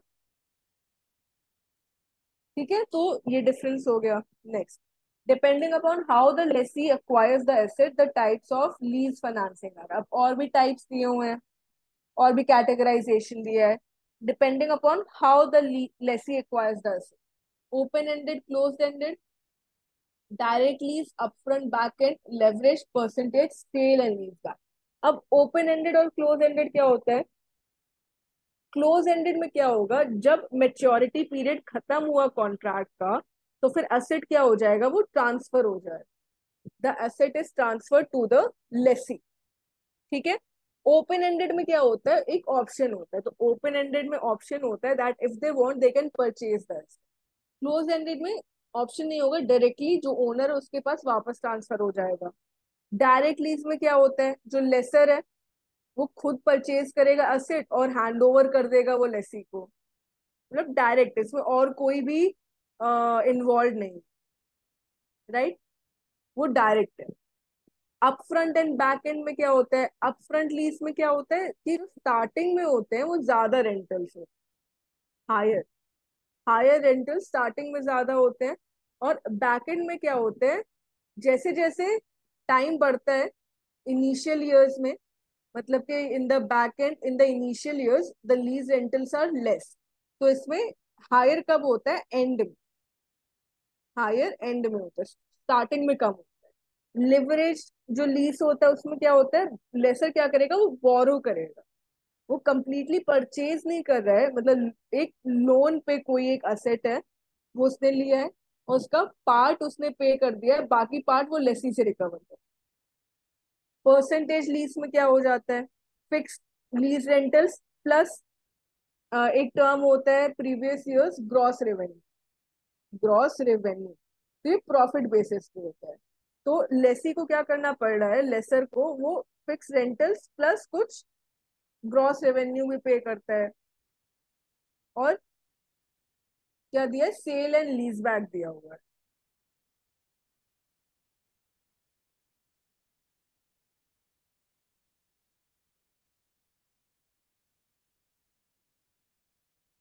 सेल एंड लीज बैक में क्या होता है? लेसी ऑलरेडी ओनर बन जाता है असेट्स का, ठीक है, और फिर उसके बाद क्या होता है कि जब लीज अग्रीमेंट होता है, so they will sell the assets to the lessor. तो अब जब लेसर है वो वापस से क्या हो जाएगा? ओनर हो जाएगा, मतलब एक तरीके से जब आप एक्सचेंज कर रहे हो राइट्स में, तो आप ओनरशिप भी एक्सचेंज कर रहे हो, राइट, तो वो क्या हो जाता है? Sale and lease agreement. तो अब पूछा गया है कि कौन से टाइप जो हैं वो किस पे आ रहे हैं, on how the Lesi will acquire the asset. तो लेसी एक्वायर करने के लिए एसेट 3 टाइप यूज करता है, डायरेक्ट लीज, लेवरेज लीज और सेल एंड लीज बैक। तो direct, leverage, sale and lease back, ये 3 है जो इसके टाइप्स के होते हैं।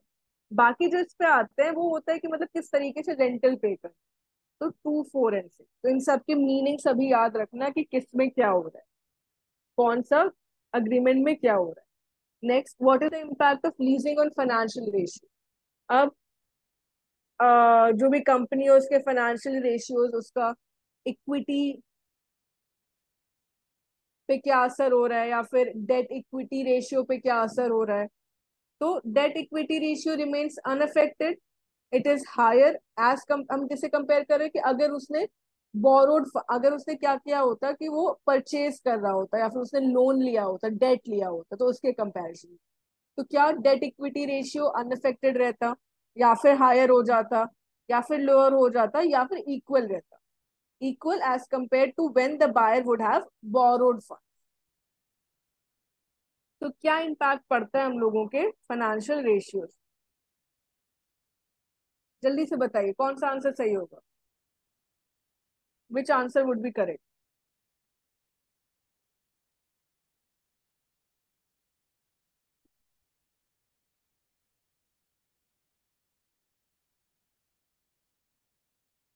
बताओ, आंसर करो। देखो, जब वो क्या कर रहा है, अगर वो लोन लेता तब तो डेफिनेटली उसकी डेट बढ़ती, उसकी डेट बढ़ती। लेकिन अब वो क्या कर रहा है कि वो लीज रेंटल्स पे कर रहा है, वो क्या कर रहा है, वो रेंट पे कर रहा है, तो वो क्या करेगा, वो उसके डेट में मतलब लाइबिलिटी या असेट में नहीं दिखाएगा, वो किस में दिखाएगा, उसके एक्सपेंसेस में दिखाएगा। जो भी फर्म है वो अगर लीज रेंटल कर रही है तो वो उसके एक्सपेंस पे आएगा, राइट? मतलब कि किस में आएगा, वो उसके प्रॉफिट एंड लॉस अकाउंट, कि उसका कितना एक्सपेंडिचर हो रहा है। तो मतलब कि जो उसका डेट इक्विटी रेशियो है दैट विल रिमेन अनइफेक्टेड, उसका डेट इक्विटी रेशियो तो अफेक्ट होगा ही नहीं।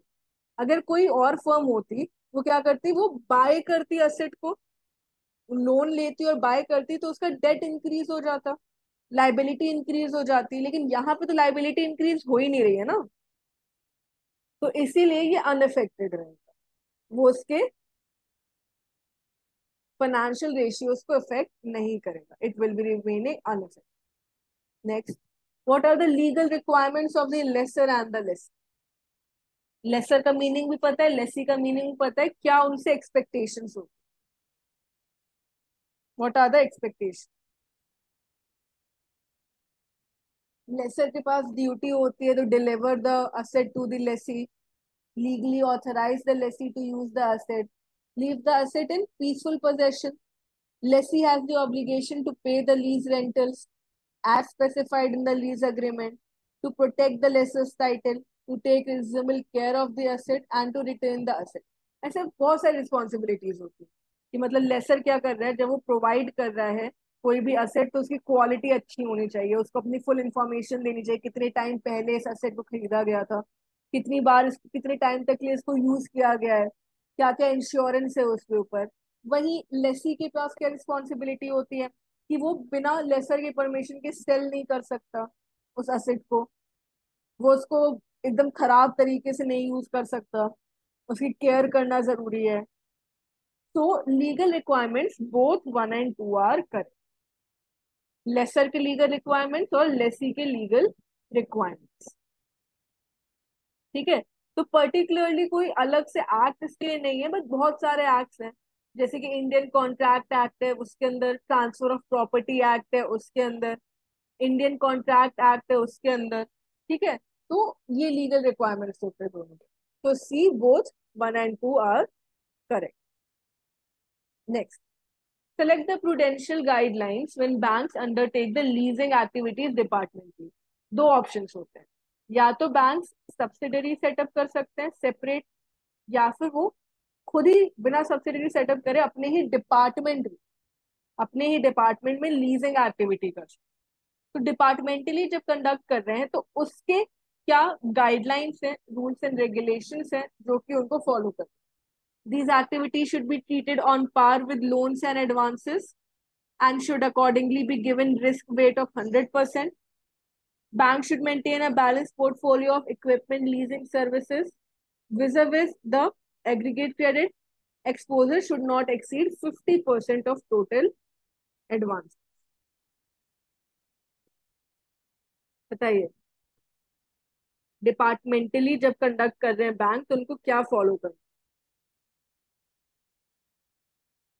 बेसिक इन्फॉर्मेशन तो सभी को पता है, अगर सब्सिडरी की तरह अंडरटेक करते हैं कोई भी एक्टिविटी तो उनको पहले आरबीआई की प्रायर परमिशन लेनी होती है, राइट? डिपार्टमेंटली करने के लिए उनको प्रायर परमिशन नहीं लेनी होती, लेकिन रिपोर्ट करना होता है। कि कौन कौन से ब्रांचेस हैं जहां पे ये एक्टिविटीज की जा रही है, आपने एक साल में कितनी टोटल एडवांसेस में से कितना पार्ट इस एक्टिविटी को दिया।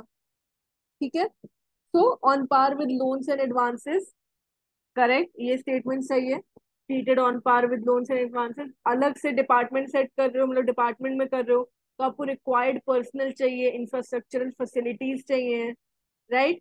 जो भी एक्टिविटीज कर रहे हो कुछ ना कुछ एक्सपोजर सीलिंग्स होनी चाहिए उसमें, कि मतलब सिंगल बोरोवर को अगर आप लीज फाइनेंस प्रोवाइड कर रहे हो तो कितना कर सकते हो, तो कुछ 15% वहां पे लीजिंग का होता है, अगर ग्रुप को कर रहे हो तो 40% होता है, तो ये सारी रिक्वायरमेंट्स होती हैं, राइट।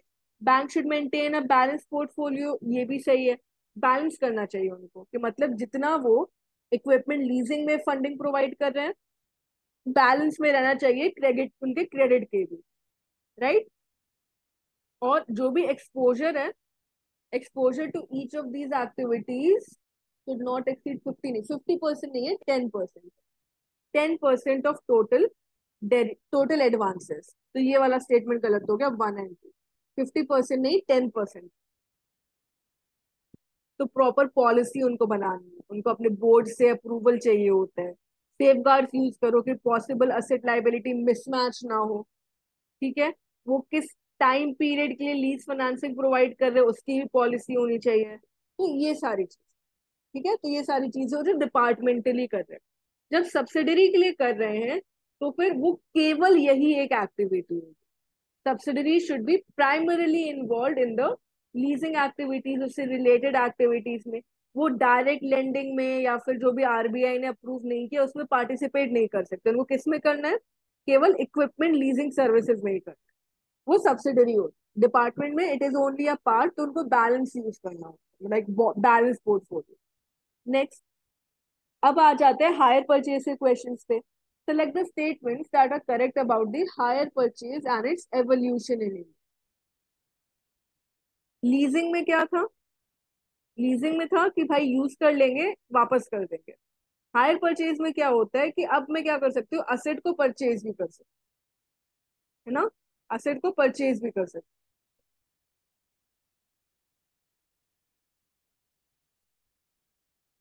मतलब कि जब मैंने सारे इंस्टॉलमेंट्स कर दिए, जब मैं लास्ट इंस्टॉलमेंट कर रही हूँ तो आई कैन परचेज। चलिए, the first hire purchase company is believe to be commercial credit corporation. The hirer is entitled to terminate the contract by giving due notice to the seller.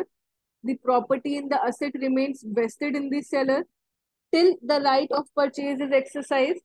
The seller purchases the asset from the supplier and hires it to the person who is required to make a cash down payment of 50% of the cost of the asset. तो ये hire purchase का process भी समझो आप, hire purchase का process. यहाँ पे क्या है, जो गुड्स हायर पे दे रहे हैं, यहाँ पे जो हायरर मेंशन्ड है, हायरर, हायरर इज द यूजर। ठीक है, तो वो परचेज प्राइस है जो कि उसको पे करना है इंस्टॉलमेंट्स में। और जब वो परचेज प्राइस पे कर देगा कंप्लीटली, तो उसके पास एक ऑप्शन रहता है to purchase the asset after all the installments have been made. तो ओनरशिप क्या हो जाती है, पास ऑन हो जाती है, after the payment of the last installment the ownership is passed on, right.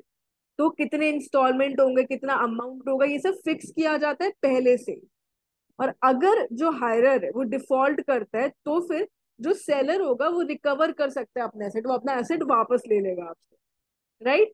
हायरर चाहे तो फिर वो सेलर को, यहाँ पे सेलर या फिर hiree, hiree is the seller of the asset, वो क्या करेगा, वो उसको वापस भी कर सकता है और जरूरी नहीं है कि वो अपने बाकी इंस्टॉलमेंट्स पे करे, राइट। तो इसमें से कौन से स्टेटमेंट सही हो गए हम लोगों के, the correct statements are, one is correct, first hire purchase India में जब बात हो रही है तो it is commercial credit corporation. फिर उसके बाद और भी बहुत सारी थी, मोटर एंड जनरल फाइनेंस, ये सब 1920s 1930s के आसपास, right. Second, the hirer is entitle to terminate the contract by giving due notice to the seller, ये भी सही है, वो टर्मिनेट कर सकते हैं एकदम। Third, property remains vested in the seller, yes, जब तक वो लास्ट इंस्टॉलमेंट नहीं करता तब तक वो सेलर के पास ही प्रॉपर्टी रहेगी। जब वो लास्ट इंस्टॉलमेंट कर देगा, सिर्फ तभी उसको वो प्रॉपर्टी परचेज करने का ऑप्शन मिलता है। एंड फोर्थ स्टेटमेंट क्या कह रहा है कि सेलर परचेजेस द असेट।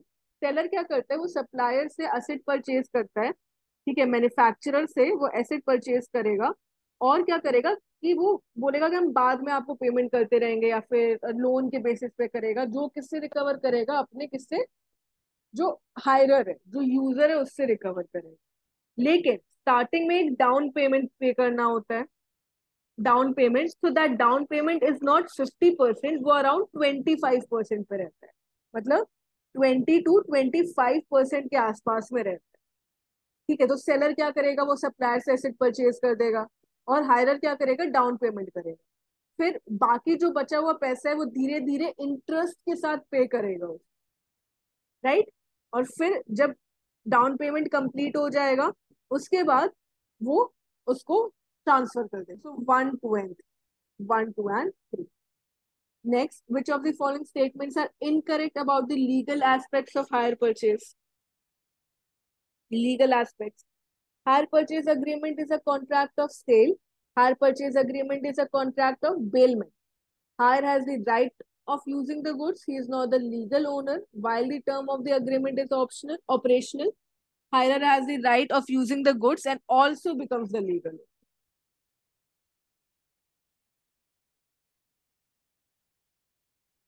बताइए कौन से स्टेटमेंट्स हैं जो कि इनकरेक्ट है, इनकरेक्ट, जो कि करेक्ट नहीं है।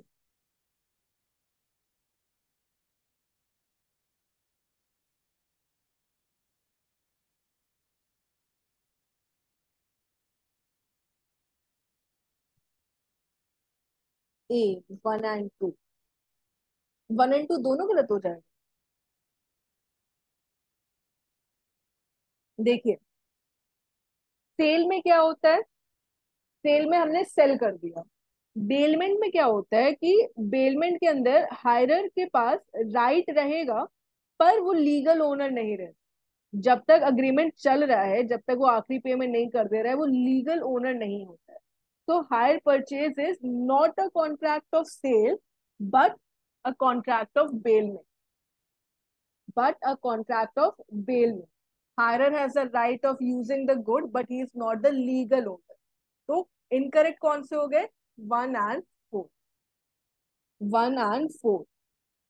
बेलमेंट क्या होता है, जब तक आप यूज कर रहे हो, चल रहा है, आपके पास है। सेल क्या होता है, मैंने आपको सेल आउट कर दिया, ठीक है। तो हायर परचेज क्या है, बेलमेंट पे है कि आप यूज करो, you have the right to use, लेकिन लीगल ओनर आप तभी बनोगे जब अग्रीमेंट खत्म होता है, right. Next, under the parties to a hire purchase contract, what are the duties of the hire vendor? पहले तो हायर वेंडर होता कौन है, हायर वेंडर होता है ओनर ऑफ द एसेट। उसकी क्या ड्यूटीज होती है, कुछ ड्यूटीज ओनर की होती हैं, कुछ ड्यूटीज हमारे हायरर की होती हैं, यूजर की होती हैं।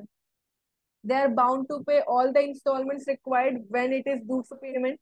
They should be present while receiving or accepting the goods delivered. They must have a title to the goods that are to be contracted for hire purchase. The goods for hiring must be of mercantile. तो आपको पता होना चाहिए कि क्या होगा, जल्दी से बताओ इसका answer, very easy question.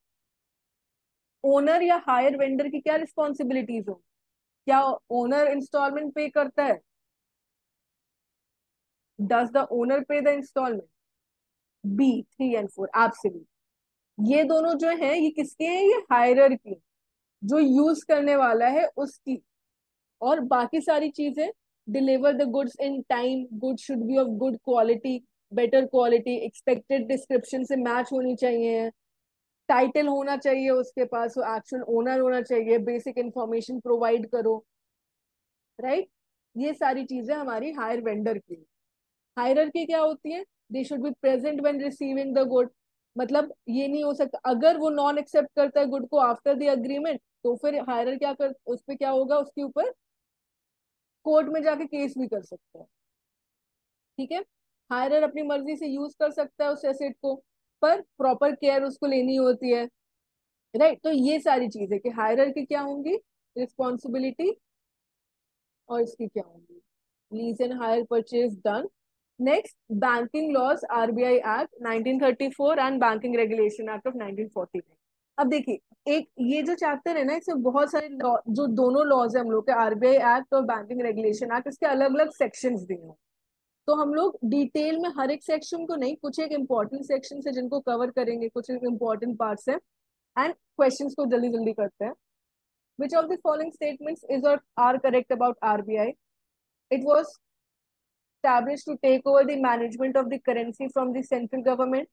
Paid up capital of RBI is rupees 5 crores.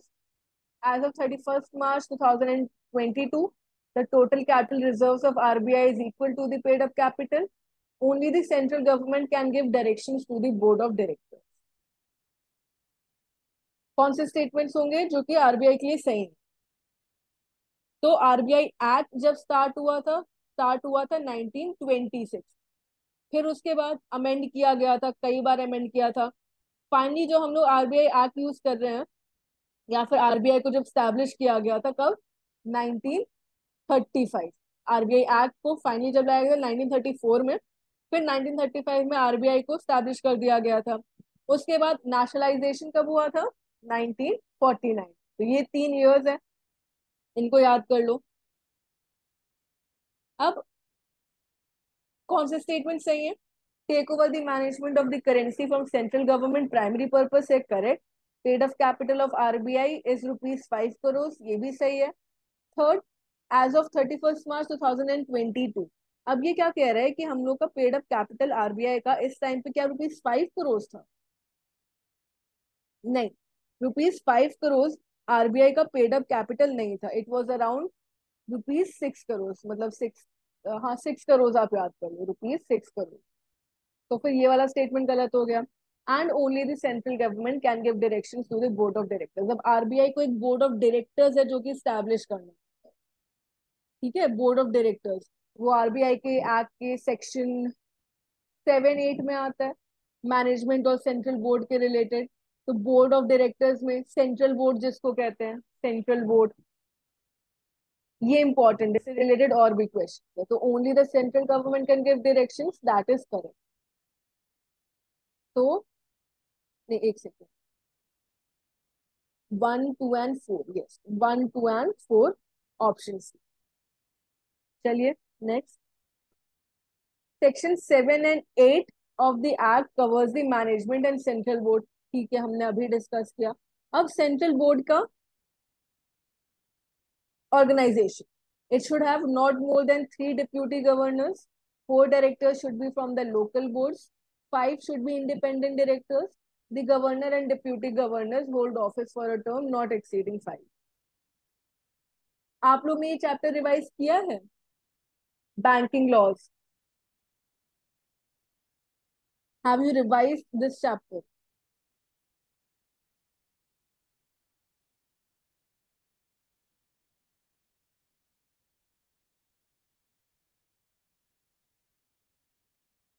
ठीक है, ठीक है। तो एक गवर्नर होता है आरबीआई के बोर्ड का, एक गवर्नर होता है, शैल consist of 1 governor, and not more than 3 नहीं, नॉट मोर देन 4। 4 इसके मैक्सिमम डिप्यूटी गवर्नर्स होते हैं जो कि हो सकते हैं, राइट। कौन अपॉइंट करेगा डिप्यूटी गवर्नर्स को? हम लोगों की सेंट्रल गवर्नमेंट डिप्यूटी गवर्नर्स को सेंट्रल गवर्नमेंट करेगा। बाकी जो डायरेक्टर्स होंगे, जब डायरेक्टर्स की बात हो रही है तो उनको नॉमिनेट करती है गवर्नमेंट, उनको नॉमिनेट करती है। ठीक है, so 4 directors are to be nominated by the central government and they should be for the from the local boards. तो ये स्टेटमेंट सही हो गया। 5 इंडिपेंडेंट डायरेक्टर्स होने चाहिए।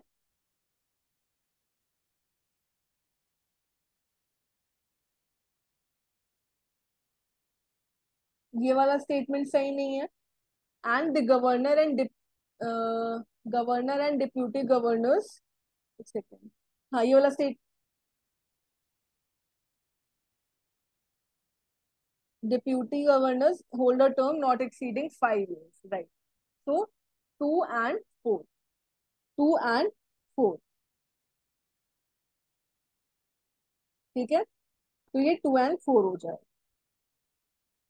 ये एक्चुअली सेक्शन इंपॉर्टेंट है, काफी सारे सेक्शन है जो अलग अलग चीजों से डील करते हैं, कि आरबीआई को रिमूवल फ्रॉम द ऑफिस से रिलेटेड, या फिर बिजनेस क्या परमिटेड है।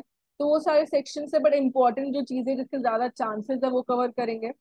Who has the authority to remove the governor or a deputy governor or any other director from the office. ये किससे रिलेटेड है? रिमूवल फ्रॉम ऑफिस किसमें आता है? सेक्शन 11 में। हम लोग आरबीआई एक्ट सेक्शन 11 में कवर करते हैं। किसके पास ये पावर होती है? Central board, governor of RBI, deputy governor और द सेंट्रल गवर्नमेंट। बताइए, who has the power to remove the governor, deputy governor or any other director?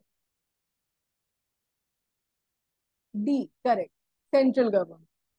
ठीक है, सेंट्रल गवर्नमेंट। कोई भी मेंबर हो गया, लोकल बोर्ड का भी मेंबर हो गया, तो केवल सेंट्रल गवर्नमेंट के पास पावर हो। Next, how frequently must the central board meeting be convened by the governor? कितने टाइम ये मीटिंग होनी चाहिए? once in each year, at least once in each quarter, at least 6 times in each year, once in every month। बताइए कब meeting होनी चाहिए?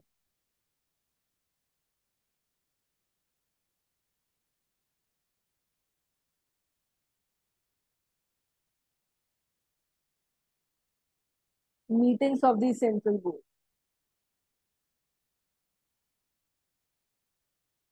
B, B मतलब 2 and 3। हाँ, they should meet at least 6 times in a year and at least once in each quarter। 2 and 3, absolutely correct. B is the right answer. Great. चलिए next, if the governor can not attend the central board meeting, who presides? वैसे तो अगर governor रहेगा तो वही presiding officer होगा, लेकिन अगर वो नहीं रहता, किसी भी रीजन से वो एब्सेंट होता है, they are not unable to attend, they are not able to attend, तो कौन उसको करेगा? Representative from the central government, any of the directors chosen by the central board members, deputy governor authorised by the governor, और the meeting is post.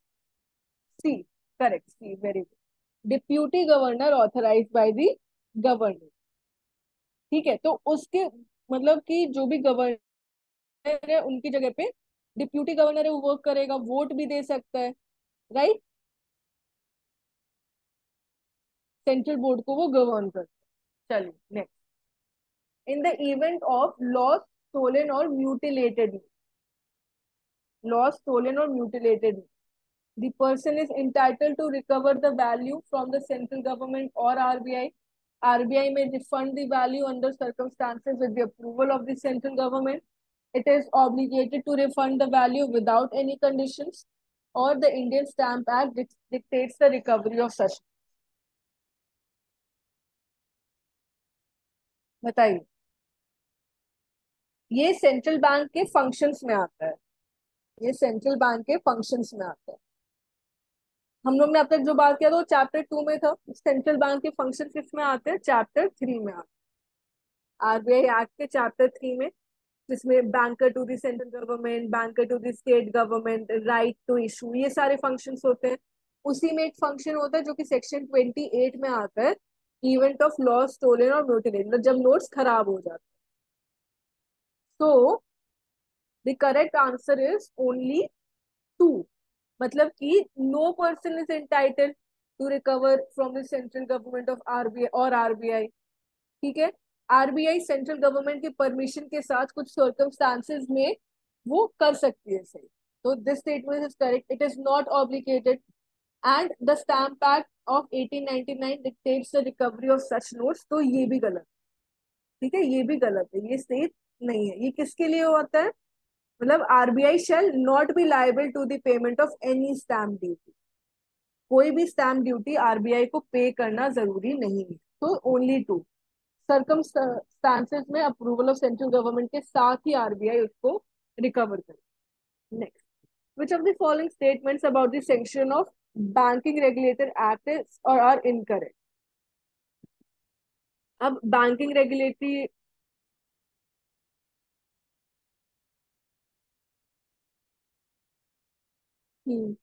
और भी बहुत सारी चीजें हैं, मतलब 4 तो 5 तो चैप्टर्स हैं आरबीआई एक्ट के अंदर, पेनल्टीज तक।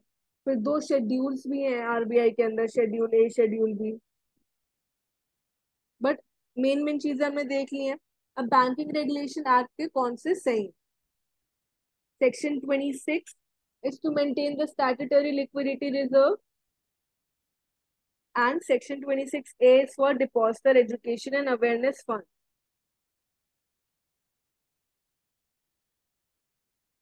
बताइए।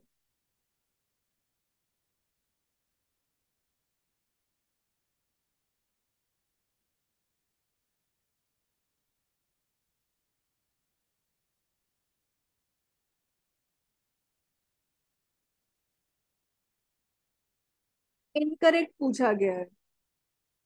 Incorrect. Section 26A depositor of education and awareness fund ये तो सही है, लेकिन सेक्शन 26 जो है वो स्टैट्यूटरी एसएलआर को मेंटेन करने के लिए नहीं है। एसएलआर को मेंटेन करने के लिए कौन सा हम लोगों का? सेक्शन 24। सेक्शन 26 किससे डील करता है? वो अनक्लेम डिपॉजिट से डील करता है, कि मतलब अगर कोई भी रिटर्न सबमिट करना है तो it should be with in 30 days, ऐसे करके है। तो स्टैट्यूटरी लिक्विडिटी रिजर्व वाला इंपॉर्टेंट, दैट इज 24। तो इनकरेक्ट कौन सा है? Only one. ओके, ठीक है। तो इनकरेक्ट पूछा गया इसीलिए ओनली वन, आपने शायद करेक्ट बता दिया ओनली टू। ठीक है, तो section 26A depositor awareness and education fund एक क्रिएट करना हो। Next, after how many months from expiry of the said period of 10 years should the RBI credit the amount to the depositor education and awareness fund? Section 26A के अंदर ही RBI एक fund create करता है awareness education के लिए। अगर कोई भी डिपॉजिट है, मतलब कोई भी अकाउंट है, उसको यूज नहीं किया गया, तो कितने टाइम बाद, कितने टाइम बाद उसको आरबीआई इस फंड में डाल देता है? 10 ईयर्स तक एक्सपायर हो जाता है, उसके कितने टाइम बाद आरबीआई इस फंड में डाल देगा? नहीं, 6 मंथ्स नहीं है, 3 मंथ्स, इट इज 3 मंथ्स। मतलब कि any account that has not been operated for a period of 10 years, या फिर जो भी अमाउंट है it has remained unclaimed for more than 10 years, तो within a period of 3 months क्या करेगा आरबीआई? उस अमाउंट को अपने डिपॉजिटर एजुकेशन अवेयरनेस फंड में डाल देगा, तो उसके लिए यूज कर देगा। बाकी नॉमिनेशन से रिलेटेड भी सेक्शन है इसमें, डिपॉजिट एक्सेप्टेबल के लिए भी, बट वही चीज, ये सारे सेक्शंस हमको याद कर पाना पॉसिबल नहीं। तो मेन मेन प्रीवियस ईयर को देखते हुए हम लोग ने यहाँ पे कवर किया है। बाकी आप गो थ्रू कर लेना एंड देख लेना कितने आप रिमेम्बर कर पाते हो। चलिए last, development financial institution. Development financial institution, which of the following institutions were established in the 1950s? अब देखिए, डेवलपमेंट फाइनेंशियल इंस्टीट्यूशन जब इंडिया में इवॉल्व हुए थे, ये भी कुछ फेजेस में हुए थे। 1950s के टाइम पे कुछ डेवलप हुए थे, फिर कुछ हुए थे वो 1960s में थे, नए डीएफआईज बाद में स्टैब्लिश हुए 1980s में हुए हैं। तो ये पूछा है 1950s के टाइम कौन कौन से हुए थे, तो ये सारे इंपॉर्टेंट है जिनके ईयर अब तक आपको पता होने चाहिए। बताइए।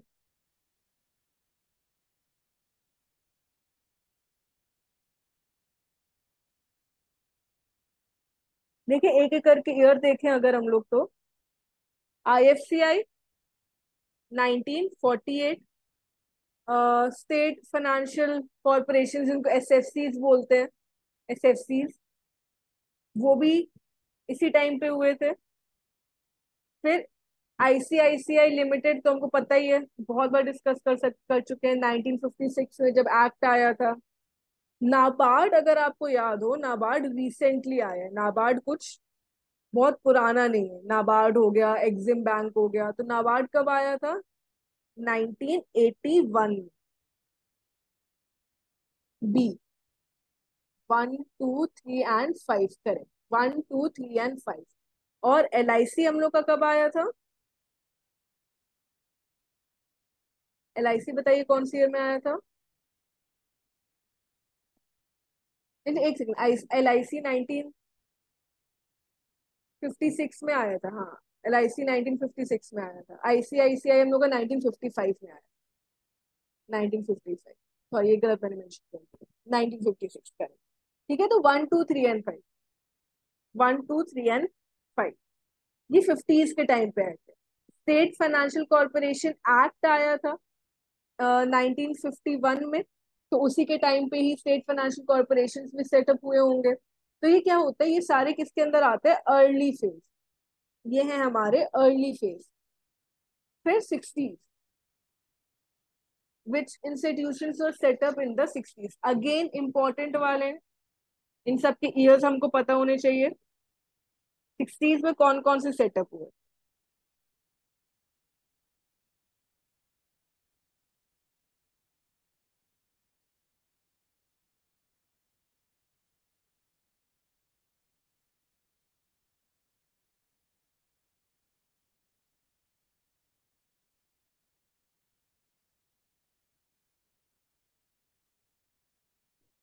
ठीक है, हम लोग ने अभी देखा जो नाबार्ड था, ये कब आया था, 1981 में आया था।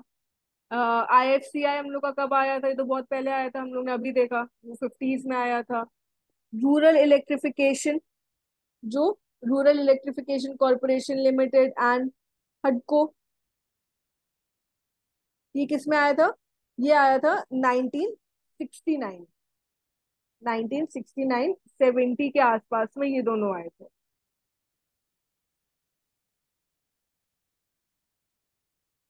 एंड ICICI आया था 1956। UTI कब आया था, UTI IDBI 1964। So D, yes, very good, 1 and 4। तो ये सारे कुछ इंपॉर्टेंट ईयर्स है जो आपको याद रखने हैं, ये इंपॉर्टेंट इंस्टीट्यूशन है जो कि आपको याद रखने हैं, यस 1964। ठीक है, इस क्वेश्चन मैंने दिया है, ये सब रिपीट होते हैं, ये सारे वो इंस्टीट्यूशन है जिनके ईयर्स रिपीट होते हैं। नेक्स्ट, अब एक एक करके इंस्टीट्यूट्स को देखते हैं। Which of the following statements regarding IFCI are true. Industrial Finance Corporation of India. It was set up on July 1, 1949. It was the first development financial institution of India. It is primarily focused on the agricultural sector. The institution's constitution was changed from a statutory corporation to a company after liberalization of the Indian economy. अब देखिए, जो हम लोग के development financial institutions होते हैं ना, इसके भी टाइप्स होते हैं। एक होते हैं डेवलपमेंट बैंक्स होते हैं, जैसे कि IFCI, IDBI, ICICI, ये सब बैंक्स हैं। फिर स्पेशलाइज्ड फाइनेंशियल इंस्टीट्यूशंस, ये हमारे एग्जिम बैंक है जो एक्सपोर्ट इंपोर्ट डील करता है। नाबार्ड है, एग्रीकल्चर डील करता है। फिर इन्वेस्टमेंट इंस्टीट्यूशंस जैसे कि LIC हो गया, UTI हो गया। एंड फिर आते हैं स्टेट लेवल। तो 4 type of development financial institutions are there, development bank, specialised, investment and state. इन सबके अपने अलग अलग सेक्टर्स है, रोल्स हैं जो कि ये प्ले करते हैं। अब क्या हो रहा है, यूनिवर्सल बैंक डेवलप हो रहे हैं, तो जैसे ICICI हो गया, IDBI हो गया, तो धीरे धीरे क्या हो रहे हैं, अपने रोल्स और फंक्शंस बढ़ा रहे हैं। हाँ, तो IFCI से रिलेटेड कौन सी इंफॉर्मेशन है जो कि सही है, डी, 1 एंड 2। IFCI कौन सी ईयर में सेटअप हुआ था, IFCI कौन सी ईयर में सेटअप हुआ था,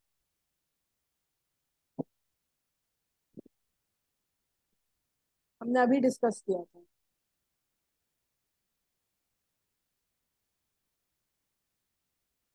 करेक्ट, देखिए IFCI हमने क्या डिस्कस किया था, 1948, यस, तो ये 49 ये यहाँ पे लिखा है ना, तो 1948, तो ये वाला तो गलत हो गया। दूसरा लिखा है कि IFCI was the first development financial institution of India. Correct, it was the first development financial institution. It was primarily focused on the agriculture sector. नहीं, ये मैन्युफैक्चरिंग, इंफ्रास्ट्रक्चर और सर्विसेज में था, मतलब ये सभी में था। प्राइमरली तो नहीं बोल सकते हम लोग, लेकिन ये सभी में था। तो ये प्राइमरली एग्रीकल्चर सेक्टर नहीं था, मैन्युफैक्चरिंग, सर्विसेज और ये सारी चीजें इसमें थी, तो ये वाला स्टेटमेंट गलत हो गया। and the institution's constitution was changed from a statutory to a company. So this is also right. So 2 and 4 ये IFCI से रिलेटेड। ठीक है, तो IFCI की एक्टिविटीज है, वो फाइनेंसिंग एक्टिविटीज भी प्ले करता है और प्रमोशनल भी प्ले करता है। फाइनेंसिंग मतलब वो कुछ प्रोजेक्ट्स को खुद से फंड प्रोवाइड करेगा, प्रमोशनल मतलब कुछ एक्टिविटीज को प्रमोट करेगा। ठीक है, तो फिर सब्सिक्वेंटली 1999 में, ये जो हुआ था ना 1999 में, इसको लिमिटेड कंपनी कर दी गई थी, IFCI लिमिटेड कर दिया।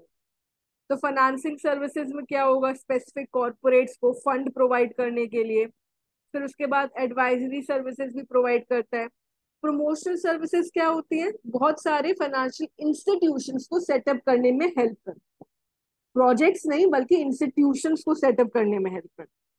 चलिए, which of the following were the reasons for the establishment of ICICI in 1950?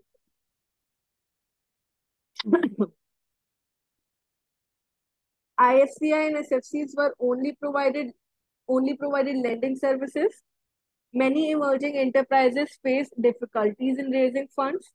There was an abundance of underwriting facilities available for businesses. There was a need to accelerate the phase of industrialization to provide short-term financing solution to businesses. ICICI किस reason से setup किया गया?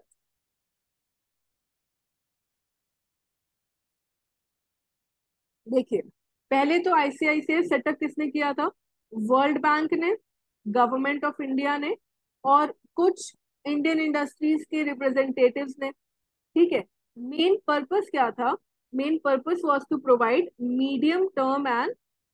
Medium and long term solution to businesses. ठीक है, short term नहीं बल्कि medium and long term के लिए। अब रीजंस, SFCs और IFCI क्या करते थे, ये केवल लेंडिंग, रेजिंग कैपिटल ये काफी नहीं थे, मतलब ये केवल किसमें थे, फंडिंग सर्विसेज में, लेंडिंग सर्विसेज में इन्वॉल्व थे।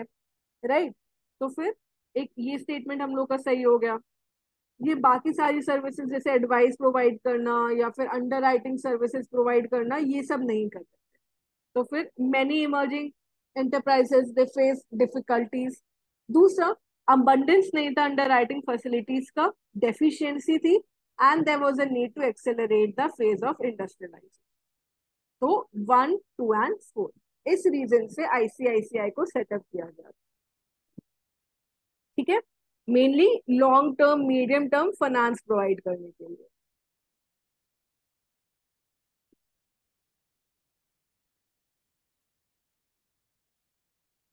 फिर next, which of the following institutions were set up और प्रमोटेड बाय ICICI? अब ICICI के भी फंक्शंस थे, मतलब वो फाइनेंशियल असिस्टेंस भी प्रोवाइड करता था और प्रमोशनल एक्टिविटीज भी प्रोवाइड करता था। ऑब्जेक्टिव क्या था, इंडस्ट्रियल यूनिट्स को रिहैबिलिटेशन प्रोवाइड करना, फंड्स प्रोवाइड करना, कैपिटल रेज करना। तो उसने कुछ स्पेसिफिक इंस्टीट्यूशंस थे जिनको सेटअप किया था, प्रमोट किया।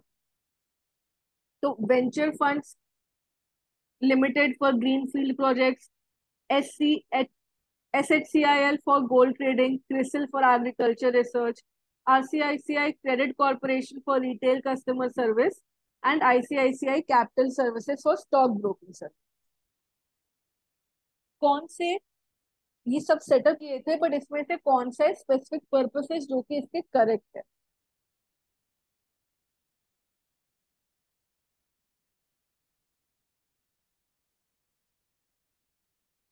D, 1, 4 and 5।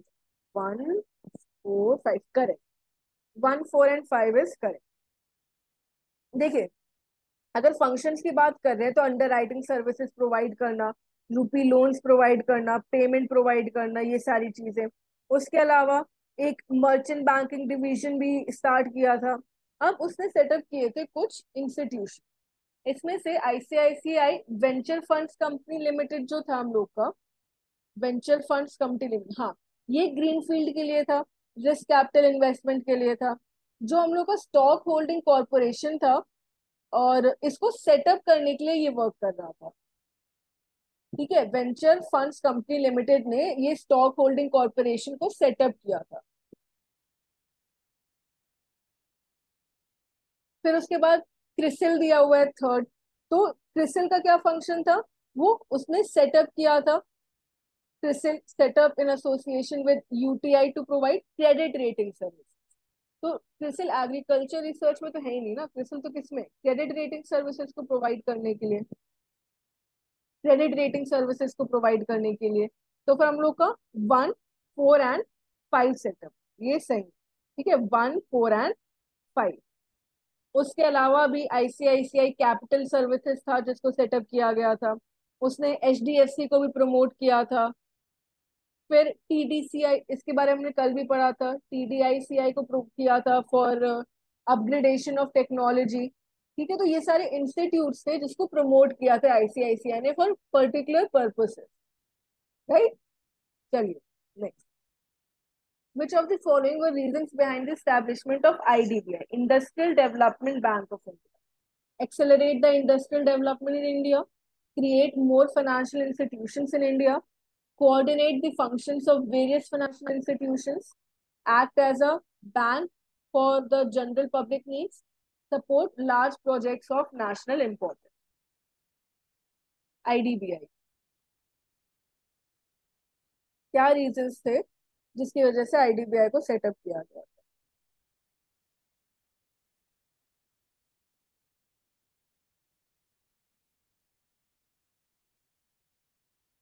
A, 1, 3 and 5. 1, 3 and 5 is correct. Correct. Accelerate industrial development in India, coordinate the functions of various financial institutions, support large projects. Mainly industrial development के लिए था, बहुत सारे financial institutions थे, they were providing for the needs, but coordination की कमी थी, इसलिए आईडीबीआई को सेटअप किया गया था। कब किया गया था? 1964 में, है ना। And it work as a whole owned subsidy of RBI, तो एक एपेक्स इंस्टीट्यूशन के लिए वर्क कर रहा था, राइट। फिर इसकी ओनरशिप को ट्रांसफर कर दिया गया था, आरबीआई से इसकी ओनरशिप को सेंट्रल गवर्नमेंट को ट्रांसफर कर दिया गया था 1976, 1976। फिर इसकी पब्लिक ओनरशिप को कम किया गया धीरे धीरे, 1994 में पब्लिक शिप इसकी ओनरशिप 49% पे। ये सारे पर्पस थे इसके। फिर next, which of these following statements regarding IDBI's ownership and organizational structure are true? बताइए। आईडीबीआई के फंक्शंस यही सारे, बाकी जो डेवलपमेंट फाइनेंशियल इंस्टीट्यूशंस है उनको टर्म फाइनेंस प्रोवाइड करना, इंडस्ट्रियल सेक्टर को और ज्यादा इम्प्रूव करना, medium long term loans to the industries, scheduled banks को रीफाइनेंस प्रोवाइड करने का काम भी करता है, फाइनेंशियल असिस्टेंस प्रोवाइड करता है, बहुत सारी स्कीम्स है, सॉफ्ट लोन स्कीम्स हैं, बिल रीडिस्काउंटिंग है, टेक्निकल डेवलपमेंट है, डेवलपमेंट असिस्टेंस फंड है, ये सारी चीजें इसकी जो कि आईडीबीआई में है।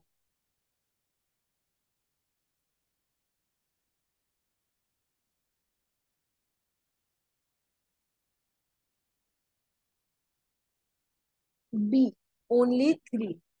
अच्छा, IDBI was initially set up as a subsidiary of central government, नहीं, हमने अभी देखा आरबीआई की तरह था।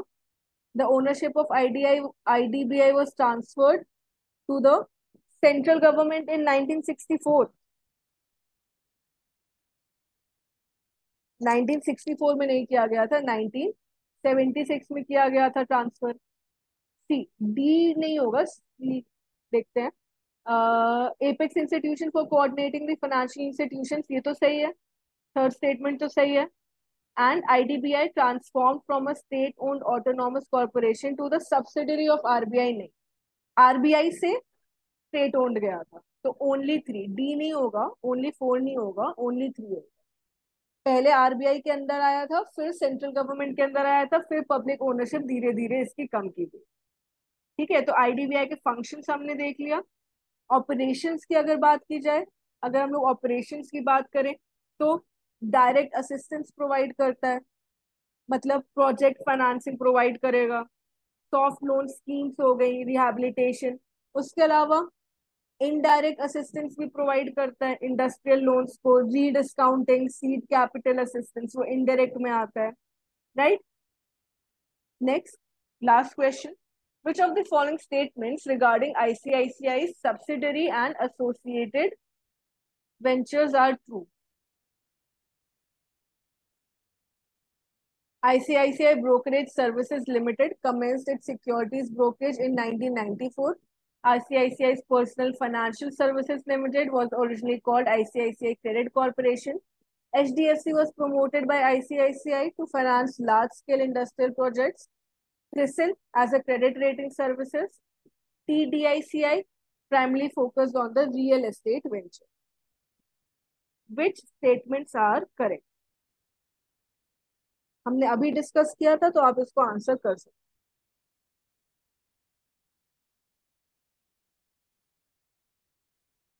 ICICI brokerage services,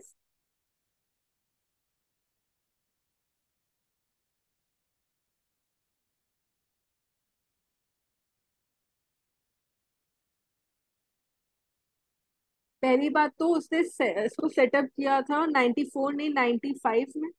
दूसरा, जो ब्रोकरेज सर्विसेज इसने सेटअप किया था, इट वाज 100% सब्सिडरी। मतलब कि सिक्योरिटीज ब्रोकरेज सर्विसेज जो कि उसने स्टार्ट की थी, वो की थी 1996। ठीक है, किसके साथ स्टार्टअप की थी इसने? रजिस्टर किसने किया था? NSE और BSE दोनों के साथ। तो ये वाला स्टेटमेंट गलत हो गया। ICICI पर्सनल फाइनेंशियल सर्विसेज और originally called the ICICI credit corporation. Yes, credit corporation कब हुआ था सेटअप? 1997 में। फिर उसके बाद इसको लेटर चेंज कर दिया गया था ICICI पर्सनल फाइनेंशियल सर्विसेज 99 में। ठीक है, तो this statement is correct. HDFC को प्रमोट किया था, हाँ ये तो हमने देखा था। HDFC को प्रमोट किया था किसके लिए? Providing large scale industrial project. HDFC का फुल फॉर्म क्या है? Housing development finance. B, housing development finance है ना, तो हाउसिंग डेवलपमेंट फाइनेंस क्या करेगा? जो लोअर इनकम या मिडिल इनकम ग्रुप है, उनको कंस्ट्रक्शन के लिए, रेसिडेंशियल होम्स के लिए प्रोवाइड करेगा। राइट, तो HDFC तो गलत हो गया। क्रिसिल हमने अभी देखा credit rating agency, and TDICI हमने अभी देखा वो टेक्नोलॉजिकल एडवांसमेंट्स के लिए, अपग्रेडेशन ऑफ टेक्नोलॉजी। तो कौन से सही बचे हमारे पास? 2 and 4, दैट इज बी। तो B is the right answer for this question. B, C नहीं होगा। नागेश, सी नहीं होगा। HDFC तो हाउसिंग प्रोजेक्ट्स के लिए है। HDFC तो हाउसिंग डेवलपमेंट के लिए है ना, तो इंडस्ट्रियल प्रोजेक्ट नहीं आएगा, हाउसिंग का आएगा। एंड दैट्स इट, आज के लिए इतने क्वेश्चन है हमारे पास। That's it. कोई क्वेरी, कोई डाउट आज के पूरे सेशन में से? एनीथिंग?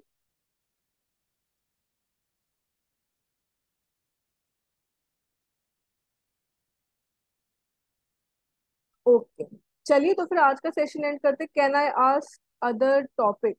हाँ जी, पूछिए, बताइए। अश्विनी, आप अनम्यूट भी कर सकते हो चाहो तो। You can unmute as well.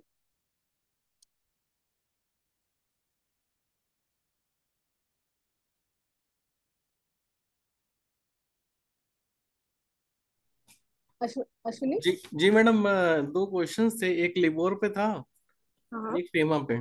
LIBOR पे क्वेश्चन था कि यूके रिव्यूज लिबोर, इसमें था एक डिसकंटिन्यूएशन ऑफ लिबोर, मतलब हाँ रिजोल्यूशन में निकला था, या रिटेंशन था, या इसका फेजिंग आउट था, या एक कम्प्रहेंसिव रिफॉर्म की बात हुई थी। एक्चुअली आंसर में इसमें लिखा है कि रिटेंशन करना है।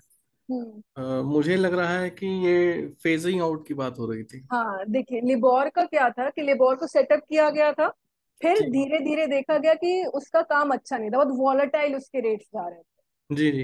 है ना। तो पहले बोला गया कि इम्प्रूव करो, पहले गया हाँ कि कुछ कुछ चेंजेस लाओ। हाँ हाँ। फिर उसके बाद बोला गया कि नहीं, काम नहीं करेगा, धीरे धीरे फेज आउट कर दो। तो phasing out is correct. Retaining क्यों? क्योंकि जब उसके बाद हम लोग के जो ऑल्टरनेटिव रेफरेंस रेट्स आए थे, तो हम्म। ऑल्टरनेटिव रेफरेंस रेट ने क्या किया, उन्होंने कंप्लीटली लिबोर को हटा नहीं दिया। उन्होंने क्या बोला कि नहीं, थोड़े बहुत कैरेक्टरिस्टिक्स आप रख लो और जो उनकी गलती थी उसको इम्प्रूव करो। तो एग्जैक्ट आंसर में हम लोग को रिटेंशन करना चाहिए या फेजिंग आउट करना चाहिए? एक ही ऑप्शन दिया हुआ था? नहीं, ये दोनों ऑप्शन थे एक्चुअली। और मतलब दोनों ऑप्शन में से वो मल्टीपल सिलेक्शन था या नहीं सिंगल नहीं, था? सिंगल सिंगल देना है। अगर सिंगल होगा तो फिर फेजिंग आउट, अगर मल्टीपल सिलेक्शन आएगा तो फिर आप दोनों फ्लिप कर दो। अच्छा, एक और क्वेश्चन था मैम फेमा को लेके। हाँ जी। इसमें था कि who makes regulation under FEMA. Hmm. एक तो था जीओआई, एक आरबीआई। एक क्या था, पहला क्या था? गवर्नमेंट ऑफ इंडिया अच्छा। और रिजर्व बैंक ऑफ इंडिया, हाँ। या बोथ, इनमें से कोई ऑप्शन होना चाहिए। हाँ। तो मेरे हिसाब से था कि रूल्स जो है गवर्नमेंट ऑफ इंडिया ने ही बनाए। हम्म। लेकिन उसमें जो वो था एक्सप्लेनेशन, उसमें लिखा था कि RBI makes regulation hmm. And Government of India makes rule for FEMA. Hmm. इसमें मुझे आंसर क्या देना है? हाँ, बोथ होगा। बोथ देना, ठीक है ना? हाँ, बोथ होगा। ठीक है, ठीक है, थैंक मतलब हाँ, गवर्नमेंट ऑफ इंडिया भी रूल्स देता है, आरबीआई क्या करता है उसको रेगुलेट करने का काम करता है, या फिर दोनों साथ में ही काम करते हैं। कुछ मॉनेटरी पार्ट जो होगा वो आरबीआई देखेगा, और फिजिकल वाला जो पार्ट होगा वो गवर्नमेंट ऑफ इंडिया देखेगा। अगर बेस्ट ऑफ द ऑप्शन में कोई आ रहा है, मतलब दोनों लिखे हुए हैं और बोथ नहीं है, तब क्या देना आंसर? अगर दोनों नहीं लिखे हैं, तो मतलब हमें दो में से एक सिलेक्ट करना है, मान लीजिए। ऐसे ऐसा क्वेश्चन आना नहीं चाहिए कि दो में से नहीं नहीं, एक। ये जो क्वेश्चंस हैं, मतलब जो उसमें क्या नाम है, एमसीक्यूज में दिए हैं ना हाँ। पर्टिकुलर चैप्टर्स के, तो उसमें इस हाँ, तरह के आंसर्स या एक्सप्लेनेशन दी हुई है जो मतलब कॉन्ट्राडिक्टरी होती है। जो मॉक टेस्ट है। जी जी। अच्छा देखिए, अगर क्वेश्चन आ रहा है हु रेगुलेट्स फेमा, तो आप आरबीआई कर दो। ठीक है, आप आरबीआई कर दो। इसमें लिखा है who makes regulation under FEMA, ये था क्वेश्चन। आरबीआई कर देना, आरबीआई। आरबी, ठीक है, हाँ। ठीक है, ठीक है। Thank you ma'am. लेकिन अगर रूल्स आता है ना, रूल्स बना रहा है कि रूल कौन बना रहा है, तो आप गवर्नमेंट ऑफ इंडिया कर देना। Okay okay okay. ठीक है, दोनों आ रहा है तो दोनों मार्क कर दो। ठीक, ठीक है, ठीक है, थैंक यू मैम। ओके। चलिए, तो फिर और कोई क्वेश्चन ही एंड करें। बस हम लोग का एक सेशन और बचा है, जो हम लोग के बाकी चैप्टर्स है कल कवर होंगे, देन मैराथन क्लास करेंगे जिसमें सारे चैप्टर्स में से इंपॉर्टेंट इंपॉर्टेंट क्वेश्चंस को जल्दी जल्दी सॉल्व करेंगे। That would be on Saturday. Okay. चलिए then we'll end today session. Thank you for attending and good night, sleep well and take care. Yes, thank you.